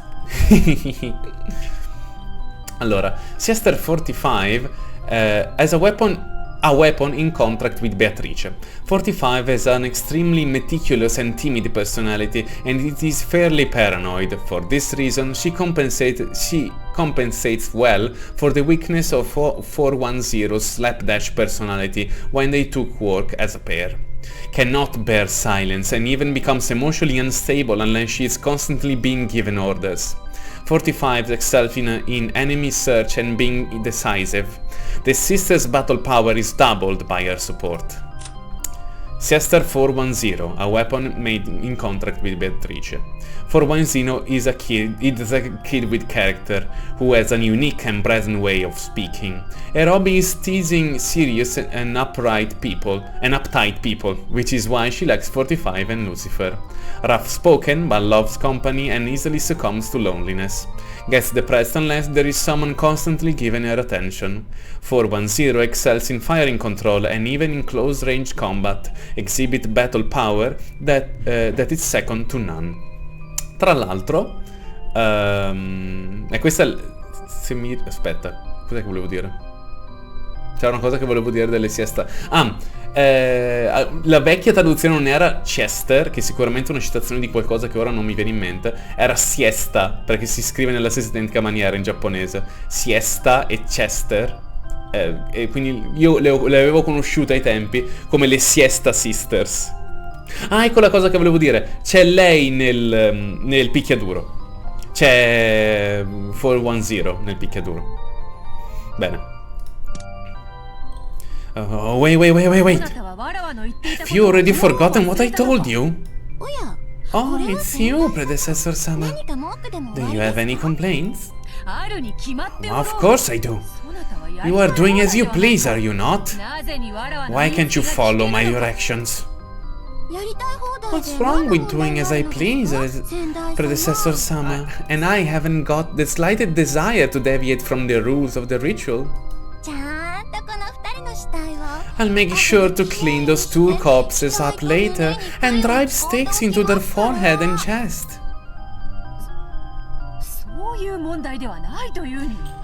I'm telling you, that is not the problem. If you act so undignified and cruel, some people might take it badly. You mean your opponent in that game, who I heard you were fighting with somewhere? Ronova told me. Curse that blabbermouth. Well, to be perfectly honest, that's how it is. I had a complaint that it is a little too much, you see. Stacco le dita. It's not like there's any need for them to tell you to pass it on instead of objecting directly to me. No, non è un momento nessun uomo. That person is a coward. Well, that person is a resident of a different world from this one, you see. There is no choice but to use me as an intermediary. Well, anyway, the point is... Which means that this person can't interact with me even if they wanted to. And I can't interact with them even if I wanted to either. I am correct to understand this is an unrelated person from a world that's far away? By analogy, perhaps you could say that these worlds are like two very close parallel lines. The worlds are very nearby, but since they are parallel lines, they will never cross. For the time being, you may view that world in such a manner. They never cross. Which means that world had nothing to do with me. If you're telling me on behalf of that person to show some restraint, please pass this message on to them. A message? What should I say?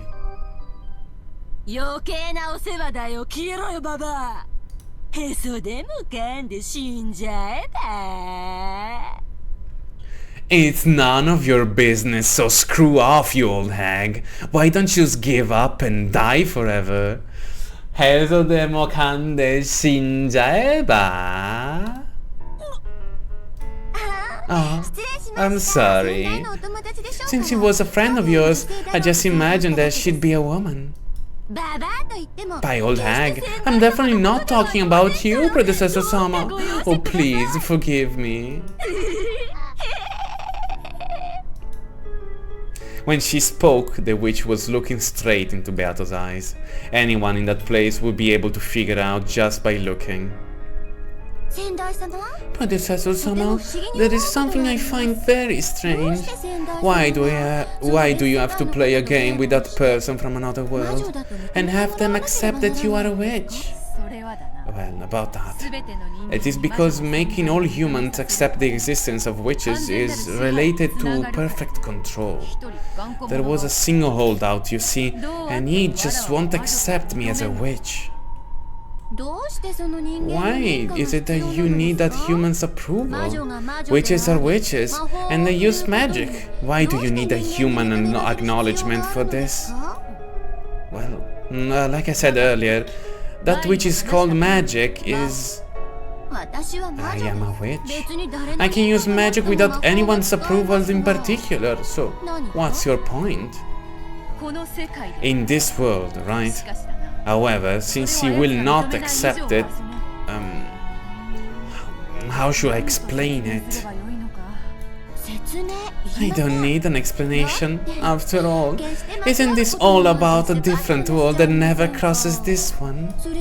In other words, it's just as though that world doesn't exist. Whether you're fighting in a game or in another world, or talking about your delusions, that doesn't change anything. I'll say it again. It has nothing to do with me. I am already a witch.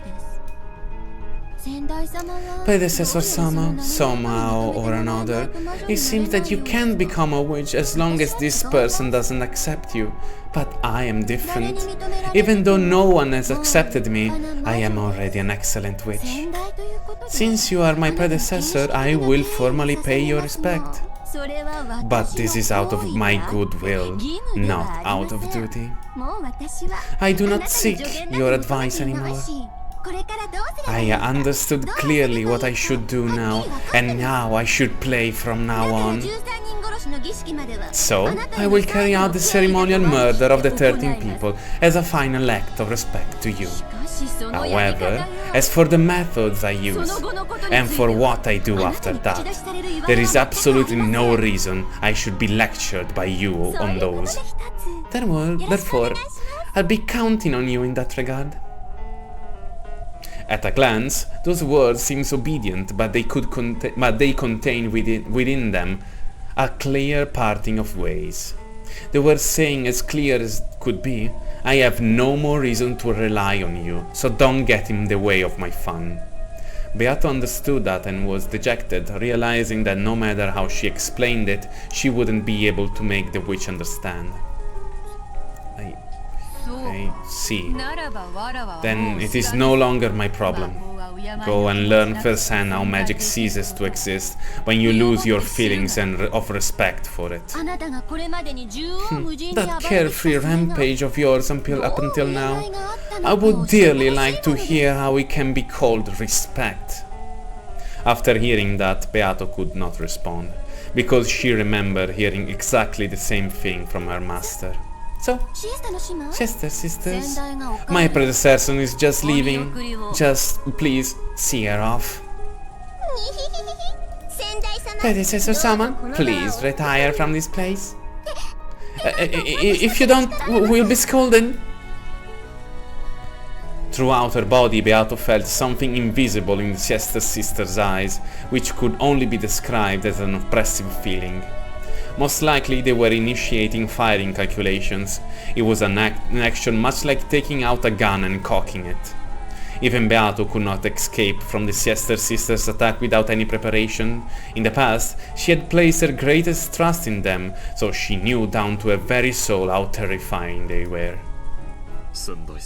Predecessor Sama, if you would retire, I would not recommend damaging Beatrice's summer mood any further. Predecessor-sama.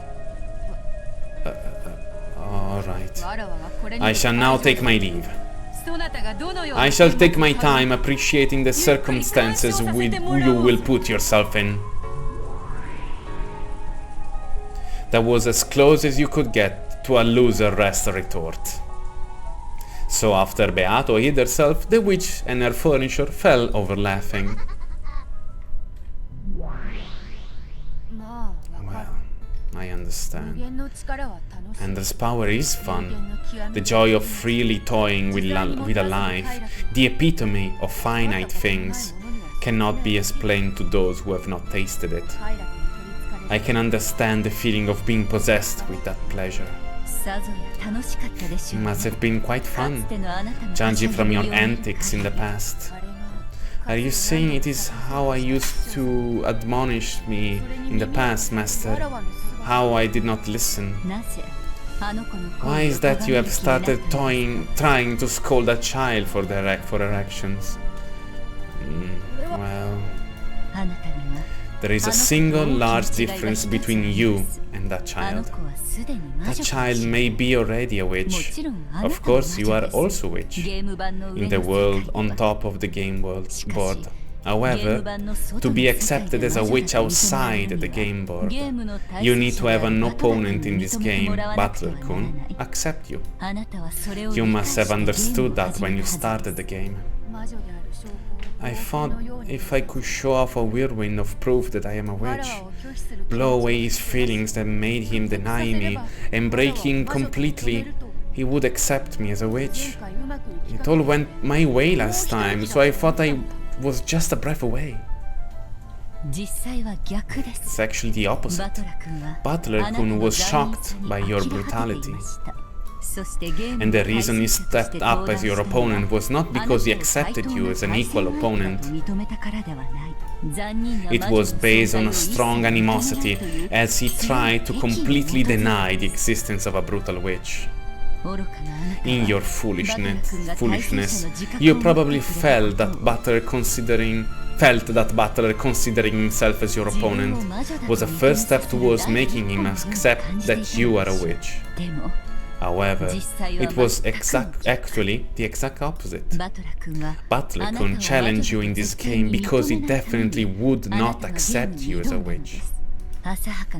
No matter how much the thoughtless north wind blew, the traveler only wore his cloak even tighter.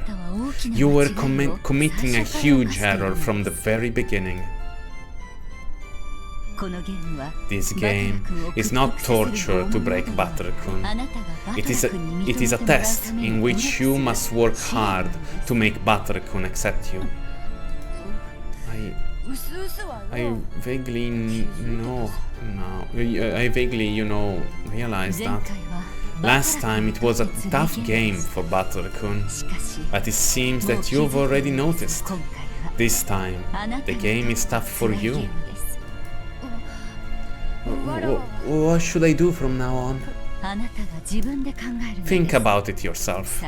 Fortunately, you have already abandoned being a piece on the game board and relegated things to the new witch. You should have time to deliberately ponder upon it yourself. But Butler is already a big ball of hostility. Oh, carina, sta piangendo. He won't accept witches, and he won't accept me. In that case, how do I make Butler accept me then? Are you saying that if the north wind doesn't work, then I should shine on him as the sun from now on? I should, after all this time. It is October now, the Halloween season. It is the month of rebirth, when the sun dies and it is revived again. When the sun is weak right after reviving, it may pale in comparison to the cold winter winds. However, it slowly grows and it is eventually able to hail the coming of spring. At that time, the traveler may even fold up his cloak. So you say that I am mistaken.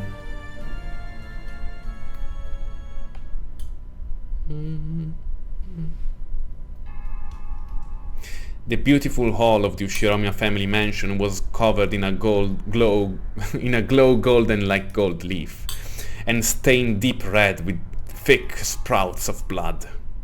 In tutto questo Hideyoshi è in un angolo che si piscia addosso? Ci ho pensato adesso. Ho detto sì, ok, adesso hanno sporcato dappertutto il sangue, l'oro. E Hideyoshi? The number of deaths given to Rudolph and Kiri had long surpassed anything you could count on both your fingers and your toes. Ok, quindi li ha ammazzati più di 20 volte fino adesso. The witch was breathing so hard, her shoulders shook, but it wasn't because she was tired. She just couldn't hide the ragged breathing caused by her still uncontainable excitement.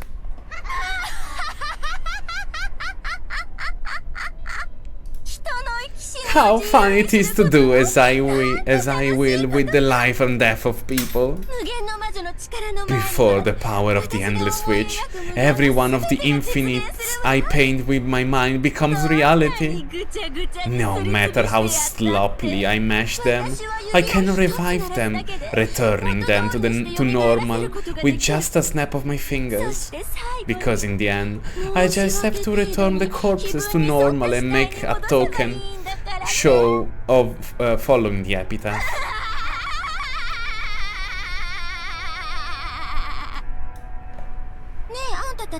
Hey, you guys, have you ever sliced a stuffed animal's stomach open?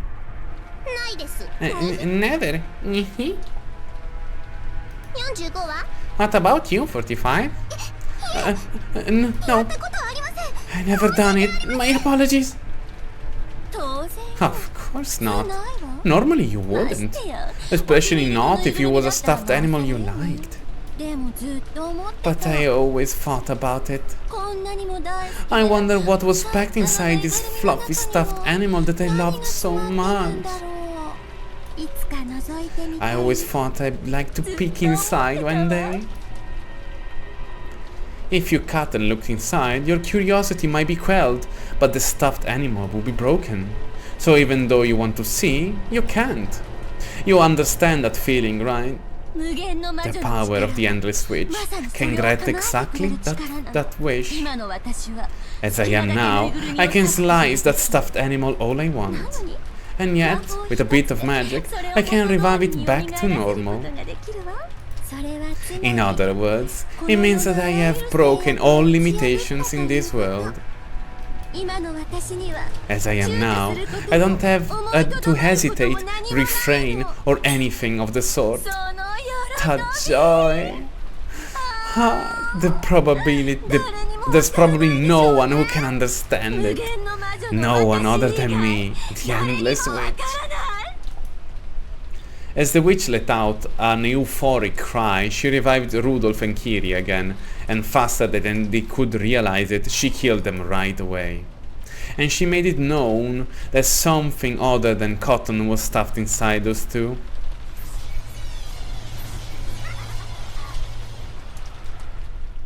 Ecco. Mamma mia, ha detto Yosanka Eva anche a Beatrice. Give it a rest, Eva. You're here. And in that hall of tragedy, Hideyoshi showed himself, his gun readied. The witch had sealed the mansion with the barrier, so Hideyoshi had nowhere to run. He had probably picked up Rudolph or Kiri's gun and come back. It seems that the gun, which should have been something to be feared, was no longer an object she took seriously now that she was overflowing with magical power. Her bold expression didn't flinch in the slightest. Why did you have to kill Rosa and Maria-chan? And Rudolph con Enridia-san? Kirie-san? I am the head of the Ushiromiya family and the witch of Rokkenjima. I am free to start whatever I like on this island. Just isolating this one instant and asking about their life and death within, it is meaningless to me. Hideyoshi was struck speechless by that all too callous response from the witch. Could someone's personality change so much just by finding Kinzo's gold? Just how high was the gold piled? I can't even imagine it. Must have been enough to make you lose your sanity. Still, if there was that much gold, why don't you think of gradually splitting it up? You misunderstand. All of that belongs to the golden wedge. No one is qualified to touch it except for me.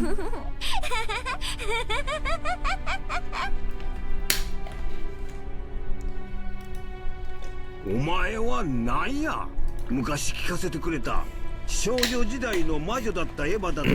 are you? Are you trying to say that you're the thing Eva told me about long ago? The witch Eva from when she was young? The witch Eva from when she was young? That's right. I am me in my youth, who was always living in the heart of your wife, Ushiromiya Eva. And I am a witch. Eva became an adult by forgetting me, so she can't use magic. Everyone fills their head, sometimes with innocent yet cruel fantasies, as kids. Even me when I was young, I sometimes get stepping on ants, sometimes go around stepping on ants and pulling the wings of dragonflies. Ma che cosa cattiva. But you learn the importance of life and grow out of that cruel childhood age. Right now, you are a child, you know? A personality that Eva should have outgrown. That's not Eva. It's a different human. That's right. I am not Ushiromiya Eva. I am the Golden Witch, Beatrice.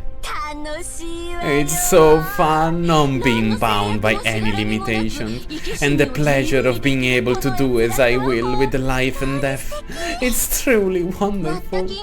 I don't have to apologize for breaking the goldfish bowl. I can tear the stuffed animal as much as I want. A dry sound. It was the sound of Hideyoshi slapping the witch's face. By looking at the hole stained deep red with fresh blood, he should have been able to imagine how terrible the witch was. But without fear, without even hesitating, Hideyoshi has walked determinedly up to her and hit her on the cheek. You don't act like you're cruel. Not when you're really a coward and a weakling. I'll keep you on the straight and narrow, you wicked woman. You Dumbo. Nimwit. Hey! You used to be a woman who understood how important, how fragile a life is. I'll knock some sense back into you. What's all about these witches? What a load of crock. You're my wife, Ushiromiya Eva. A witch of the kitchen, thoughtfully whipping up snacks from leftovers in the witch. That's the only witch you are. Open your eyes, you blundering dolt. Didn't I just say that I'm not Ushiromiya Eva? That sword trap. You. As tears dripped down his face, Hideyoshi kept hitting the witch's head. He wasn't even pointing the gun at her anymore, so the sound of gunfire couldn't have come from the gun Hideyoshi was holding. The gun, which had fallen in the corner near Rudolph's body, was floating in the air, and smoke lingered near the barrel. And the bullet? A red stain was slowly spreading across the chest of Hideyoshi's vest. Even though his back was facing the barrel of the gun, the bullet was embedded in Hideyoshi's chest.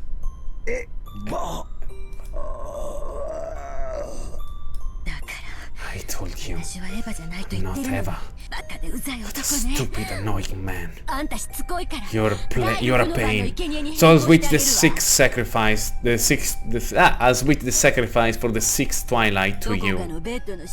If you just stayed hidden under a bed, quivering or something, I'd plan to let you go. You deliberately came back. You really are a stupid man. There was a dull sound as Hideyoshi fell to the floor. Even though he would be able to escape his pain by dying, he resisted that until the last second, and staring straight into the witch's eyes, he passed away. Because he had died without closing his eyes, for a short while the witch didn't realize that he was dead, and she remained pinned down by his gaze. Will we make this one a new toy and play?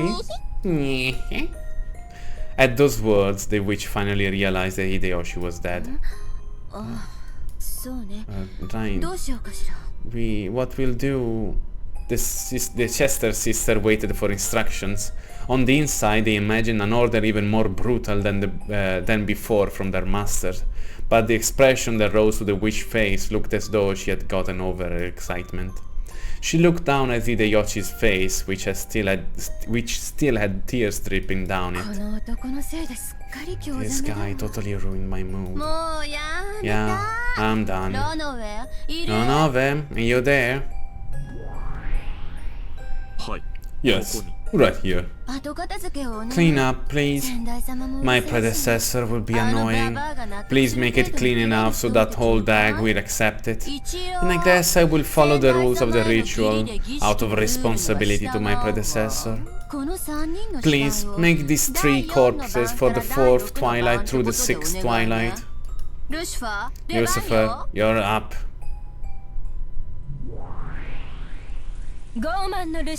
Lucifer the proud, right here.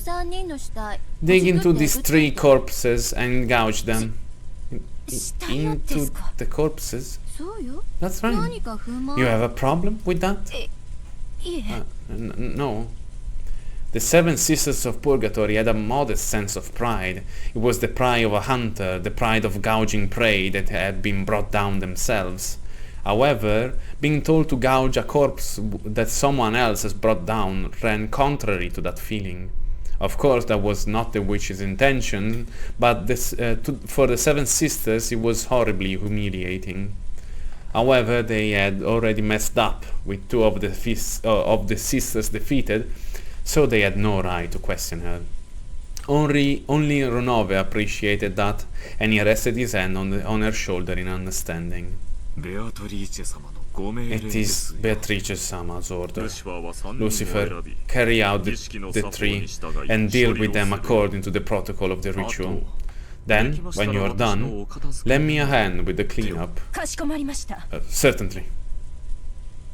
The witch looked down upon Hideyoshi's corpse, as though implying that this somehow weird atmosphere was all Hideyoshi's fault.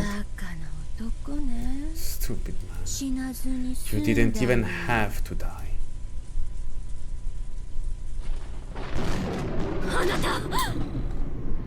Honey! Ecco. Honey, where are you? You're there, right? Answer me. The sound of a loud thunderbolt woke Eva up from her nightmare.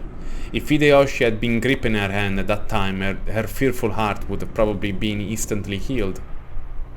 However, Hideyoshi, who had sworn that he wouldn't leave even for a moment, was nowhere to be seen in the room.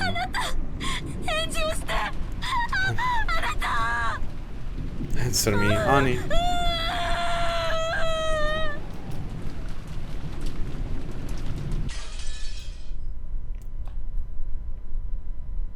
Lo stregone della mano, King of Mano. The definition of a witch. Abbiamo ancora mezz'ora, 45 minuti. 30 minutes had already passed since Rudolph's group had left the guest house. By any measure, their return was too late. and Kraus and Natsui, who had been waiting by the entrance, were by now about as restless as they could stand. The chain was set on the door. That was a precaution in the event the Rudolph group was attacked and the master key was stolen from them. For that reason, they needed to wait by the entrance like this for the others to return. They really are taking too long. You don't think something happened to them? Kraus glanced between the clock and the door, struggling to feign composure. If by any chance they were not to return. A terrible thought, but it looks as though we should ready ourselves for that possibility. It really was reckless after all. That is what I said. When did they go outside when they knew it was this dangerous? Why? No, when. Why did they go outside when they knew it was this dangerous? How foolish. Why go outside even though Rosa-san had just been attacked? Nothing will come from saying that now.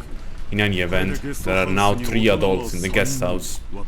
Me, you, and Eva, who was asleep with a high fever. At that time, there was a forceful sound from the hallway of a door being opened and Eva's shrieking voice. That voice kept calling Hideyoshi's name.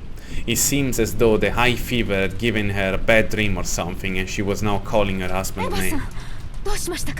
Eva-san, what is it? Are you alright? Sì, Kinzo è già morto. Cipi, look down, dove c'è la gente muerta. Oh, salve, una nuova persona. Grazie del follow, Rukaiko.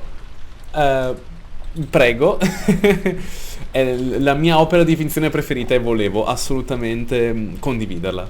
E mi piace che comunque sta andando bene, c'è gente che lo sta seguendo dall'inizio e mi fa molto molto piacere, ecco, poter condividere questa cosa con altre persone.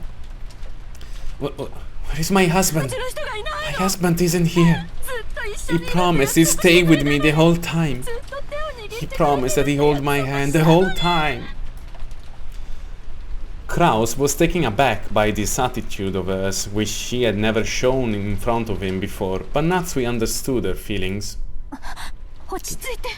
Calm down. Hideyoshi-san is with Rudolph and Kirie-san, and they're outside right now. Outside? Why? He promised he'd stay with me the whole time. Why did he go outside? Mustn't go outside. The witch is outside, you mustn't. You'll be killed. Eva, calm yourself.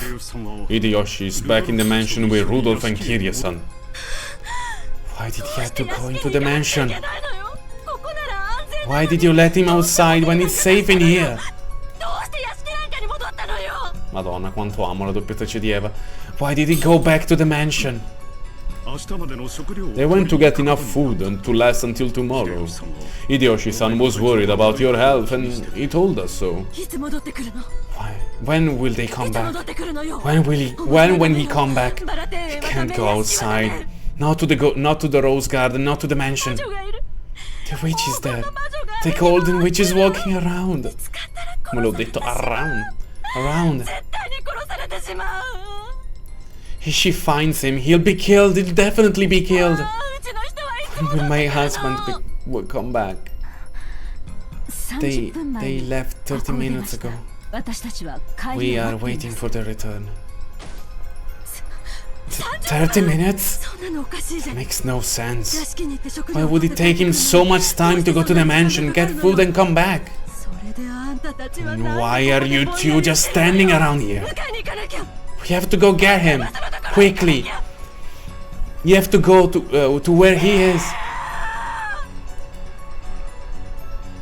Eva had probably had quite a nightmare, and after waking up and discovering that it still wasn't there, she could no longer hide her confusion. Natsui tried calming her down, but it only made Eva's emotion explode all the more. Maybe they heard that disturbance. The lobby door opened slightly and Butler and the kids, who should have been upstairs, poked their faces out. Kraus, Natsui, Eva, and Butler, George, Jessica, Nanjo.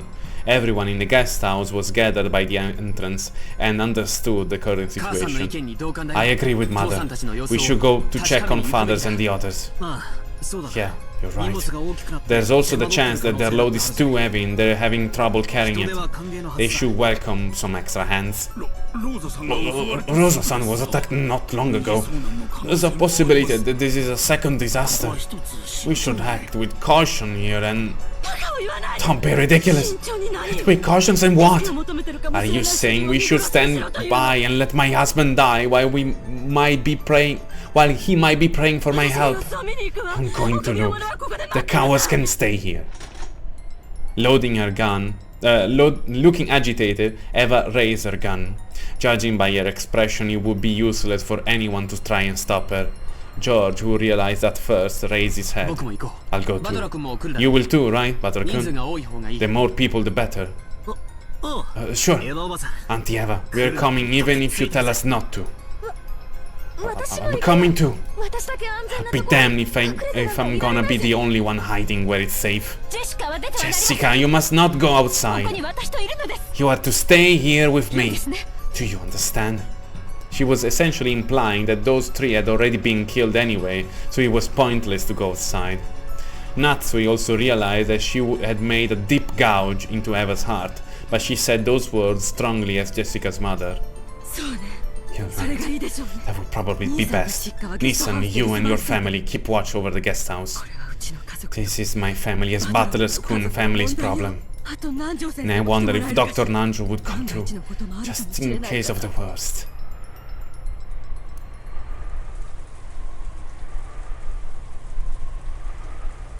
Arrivo anche io, Eva. Vengo anche io. Porca puttana. Vengo anche io, Eva. Andiamo. In the hall of the mansion, Butler, Eva, George, and Nanjo found the bodies of Rudolph, Kirie, and Hideyoshi. The fourth twilight through the sixth twilight. Then the corpses were pierced through the forehead, head, chest, and stomach with those demon stakes. Yes. Into Rudolph's forehead, into Hideyoshi's chest, and into Kirie's stomach. One demon stake buried into each. The clothing of all three was disordered and because of this, it is thought that they have been fighting or running away. Since the three bodies were not found right next to each other, it was hypothesized that after coming into contact with the culprit, they attempted some form of resistance. With stakes in their forehead, chest, and stomach. Horrible, just as usual. Fammi leggere una cosa. Ora ci sono... La gente in chat è blind, tutti quanti, sì. Le stecche... sì, vabbè, ok. Sì, ok, ora sono segnati come morti. Quindi Rudolph died in the mansion hall with his forehead having been pierced by a weapon shaped like a stake. From now on, they have to be finished off with stakes, apparently. Vulgar. Careless, who knew she was still alive. The stomach isn't a very lethal spot. Wouldn't it have been okay to kill her by a safer method and just stick a stake in the corpse? Allora aspetta un secondo. Dobbiamo aggiornare qui. Abbiamo un Kirie, Rudolph e un Hideyoshi.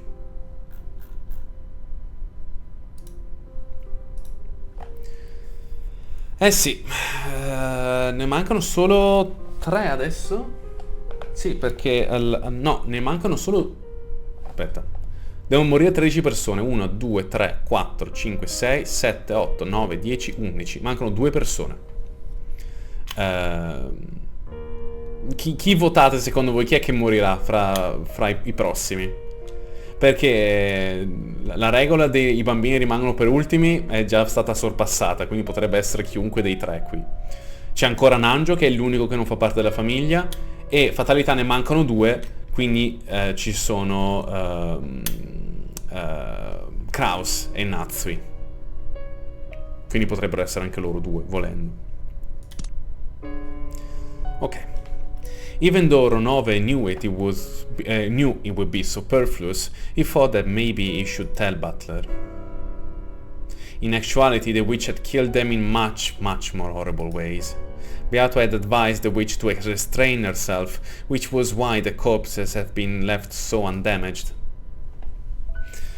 The new and brutal witch, thinking that she needed to do that all she needed to do was get the gouge with the steak part right, might have even stuck a steak into a lump of meat that wasn't even shaped like a human. Rosa and Maria's corpses would probably have been especially striking. If they had been killed as the Golden Witch had wished, just how gruesome would the exposed corpses have been. Beato has changed that into a kind of killing that Butler would have called still better. Wanting to have Beato's small bit of thoughtfulness be appreciated, he thought of telling Butler about that. But for Butler, that might just do more harm than good. To humans, the gap between being alive and being dead is very large. To ask for Beato's feeling to be accommodated on the ground that she had changed it into a better way of dying might have made it possible. Burpino, scusatemi. Might have made it possible for a demon to pardon her, but there was no way it would work the same way for a human. Understanding this, Ronove remained silent, even though he knew of Beato's modest effort. Just as usual, let's start by checking whether the corpses are dead. Ronove, please declare it in red. Hey, can't you hear me? Please, declare it in red. This is a repetition request. Rudolph, Kiryan and Hideyoshi are dead. My apologies. Allow me to decline from repeating that. What? That's so sudden. What are you planning? By now, proclaiming the death of the victims in red was almost a given in this battle. Refusing to do so was almost like losing by default. So when Ronove declined as his first move, Butler was dumbfounded. My apologies. I hereby humbly relinquish my right to be Milady's agent.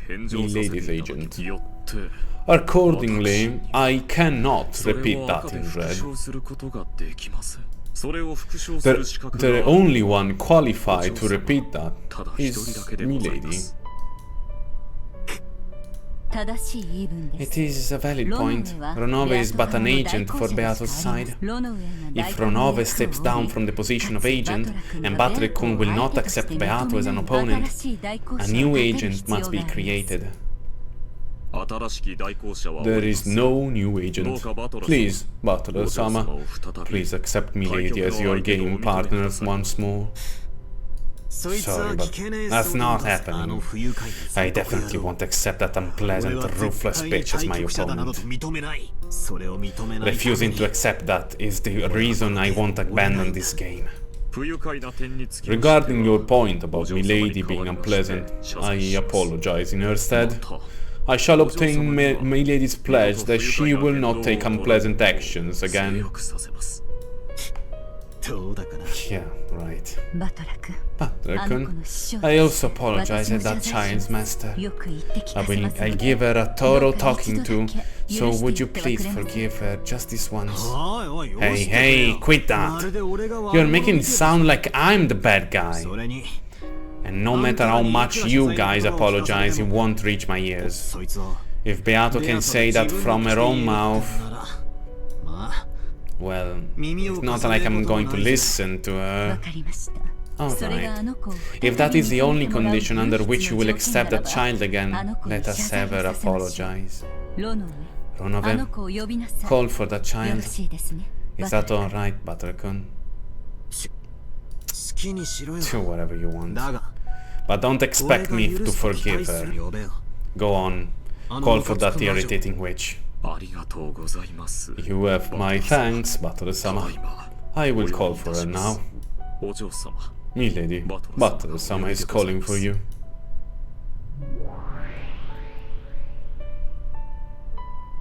After a few heartbeats, gold butterflies gathered around together in midair and created Beato's form.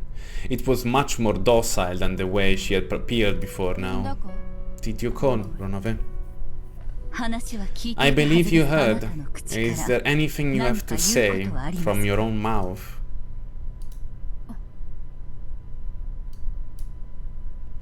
It looked as though Beato shrunk slightly under Butler's cold gaze. Several times Beato made an effort to get the words out of her mouth, but that didn't work so well. And she was just as awkward as someone trying to light a match during a freezing winter with frozen hands. Just as she did that, the game board was proceeding.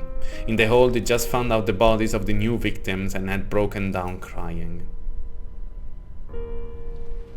No, è sempre stato verde Luke. Io lo vedo verde da me. Comunque.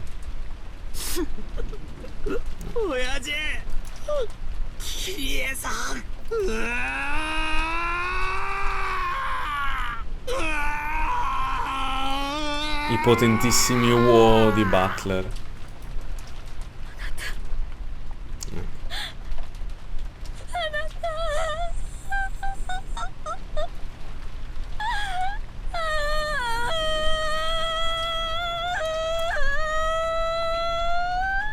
No, i doppiatori di Umineko sono veramente tutti bravissimi.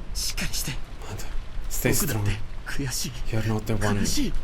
You're not the only one who's crushed and sad. They probably died instantly.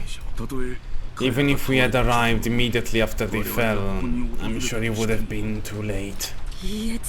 No, he wouldn't. He would have definitely have been alive. His chest was stabbed with this thing.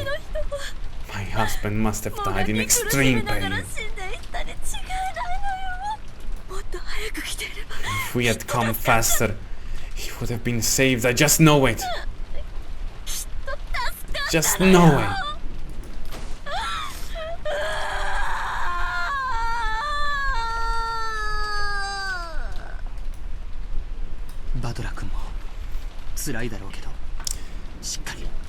Riprendiamo. Butler-kun, I know it's horrible, but you have to stay strong. I'm fine. I really am, Aniki. Let me just cry a bit longer. Compared to you people, this is nothing. I should be at least sad. So, if you let me cry just a little longer, I'll be fine. That isn't true. I can understand how much you must be hurting your heart to have lost both parents. I still have my mother, but I've got much better than you. But I've got it much better than you. I've got it much better than you, Butler-kun. No, you haven't. You have it the worst, George, Aniki. You understand, Aniki. Out of all of us, you're the most devastated, the most in pain.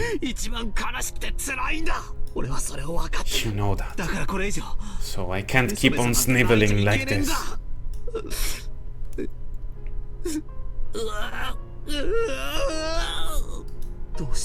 Why do you have to say that? To me, Ted and Kirya-san were people I'd eventually part with when I became an independent adult. Since they're by parents, it's fated that they die before their children. It's just that it happened a little early.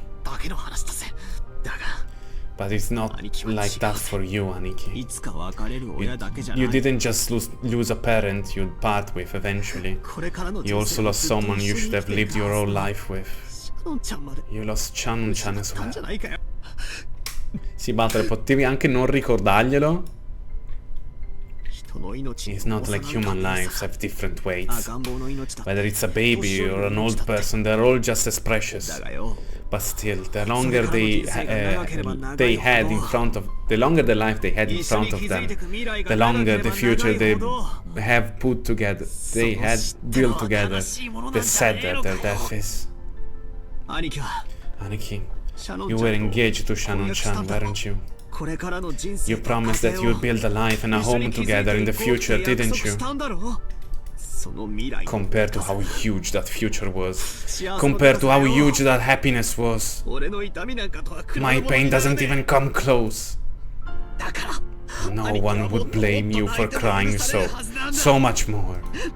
And yet, just because you're like a big brother to us cousins, you force yourself to act like everything's all okay.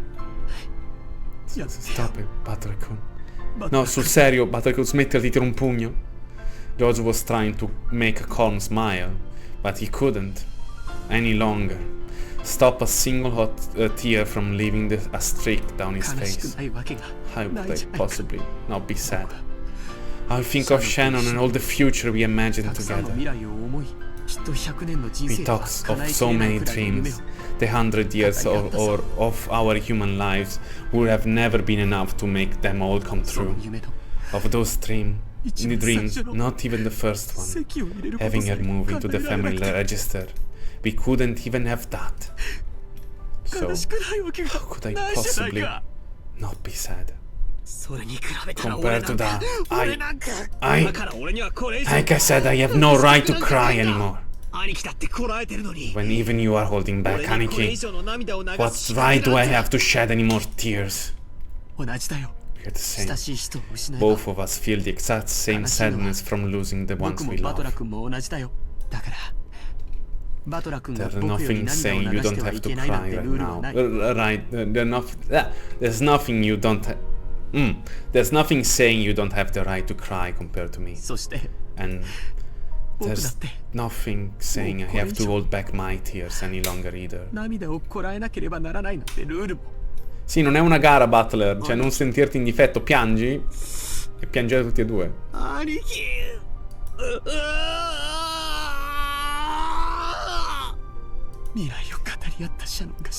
Shannon and I always talked about our future together, and now she's dead. And my dad, he's dead too. It really hurts.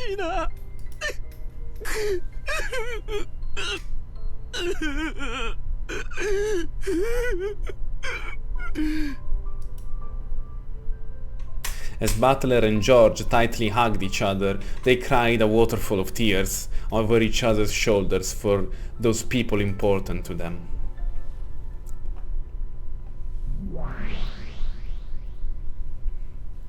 Do you understand what I said that George Anakin is the Mamma mia! Che canzone è questa?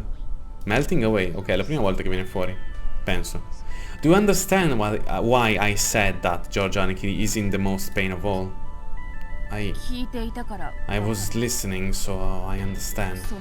The sadness is proportional to the length of time that you would have spent together. Mamma mia, la mia lingua si è ingarbugliata, sono 3 ore che parlo.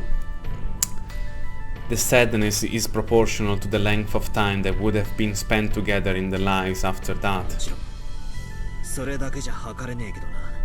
Of course, you can't calculate it just like that though. We humans aren't like you witches. We have a finite time we are alive to the moment we die, and we live it with our utmost strength. I can't forget anyone who makes light of that. Never mind someone who sneers at it and toys with it. A person like you, whose very concept of death is all screwed up, probably can't understand that. It isn't just the length of time we'd live afterwards. Sneering at the lives of people living with all the strength. That is what I can't forgive the most. George Aniki has gone through his life hell-bent on doing his best. He must have shown up today with an heroic determination in order that he could marry Shannon-chan. It's completely different from me, a guy who's just feeling happy to be able to meet his cousins again for the first time in ages. But still, Beato, for now, stay silent and listen. In a way, I do understand where you're coming from. You say that you do not need to continue murdering according to that weird epitaph for your own resurrection. No, aspetta. You say that you need to, okay. So, if I keep the circumstances of your position in mind, I can just barely understand your murders. Because for you, that is a necessary action. In that case, all further unnecessary action are your own meaningless, cruel hobby. So in other words, if killing 6 people for the first twilight is a necessary action for you, all the show of crushing their faces and splitting their stomachs and stuffing them full of sweets in your own, is your own completely unnecessarily preference for cruelty. I absolutely cannot forgive that aspect of you. When Auntie Rosa was repeatedly killed in horrible ways, you said she'll be back to life in the end, so it doesn't matter how she kills her. Or something like that, I hear. Virgilia told me. That was, well, that idea that you can kill them as many times as you want, as long as you bring them back to life in the end, is a completely unnecessary action of toying with life, isn't it? If you're going to kill them, get it over with. Don't toy with them. If you aren't going to kill them, then don't tease them. You're taking advantage of the fact that you can do this, that you can do as you will with people's life, and you've forgotten the sanctity of life. So, I can't accept you. I definitely can't accept as my opponent a person who doesn't know the weight of a life and the sadness when a life is lost. That is why the endless magic is known as a black heart. An endless witch has no concept of the finite. They have no accept of the finite, of the end that is implied by breaking and killing. For that reason, endless witches sometimes treat the gap between life and death as it was a Chinese jump rope, and start jumping back and forth over it. That is a very, very frightening thing. That is why, as an endless witch, and out of my own desire, I never reached your level. Virgilia had told Beato that countless times before, but Beato had been too young and obediently listened to those words. She had been too wild. She had been possessed by that detestable pleasure. I had always been told not to break vases, but that's what made me want to break them someday. Then when I gained the endless magic, and I learned that I could fix it back to normal no matter how much I broke it, I was surprised at how fun it was to break a vase. That is called the forbidden honey. People are not captivated by what's inside, but they are captivated by the lock that seals it. It is truly deplorable. I want to ask you, Virgilia, why does this thing called endless magic exist? For what purpose does it exist in this world? It is not limited to the endless magic. All magics exist to bring happiness to the human world. After everything that has happened, it may be difficult for you to believe, Battle-kun, but we witches train in order to bring blessings to the human world, to become a bridge between human and those who are not human.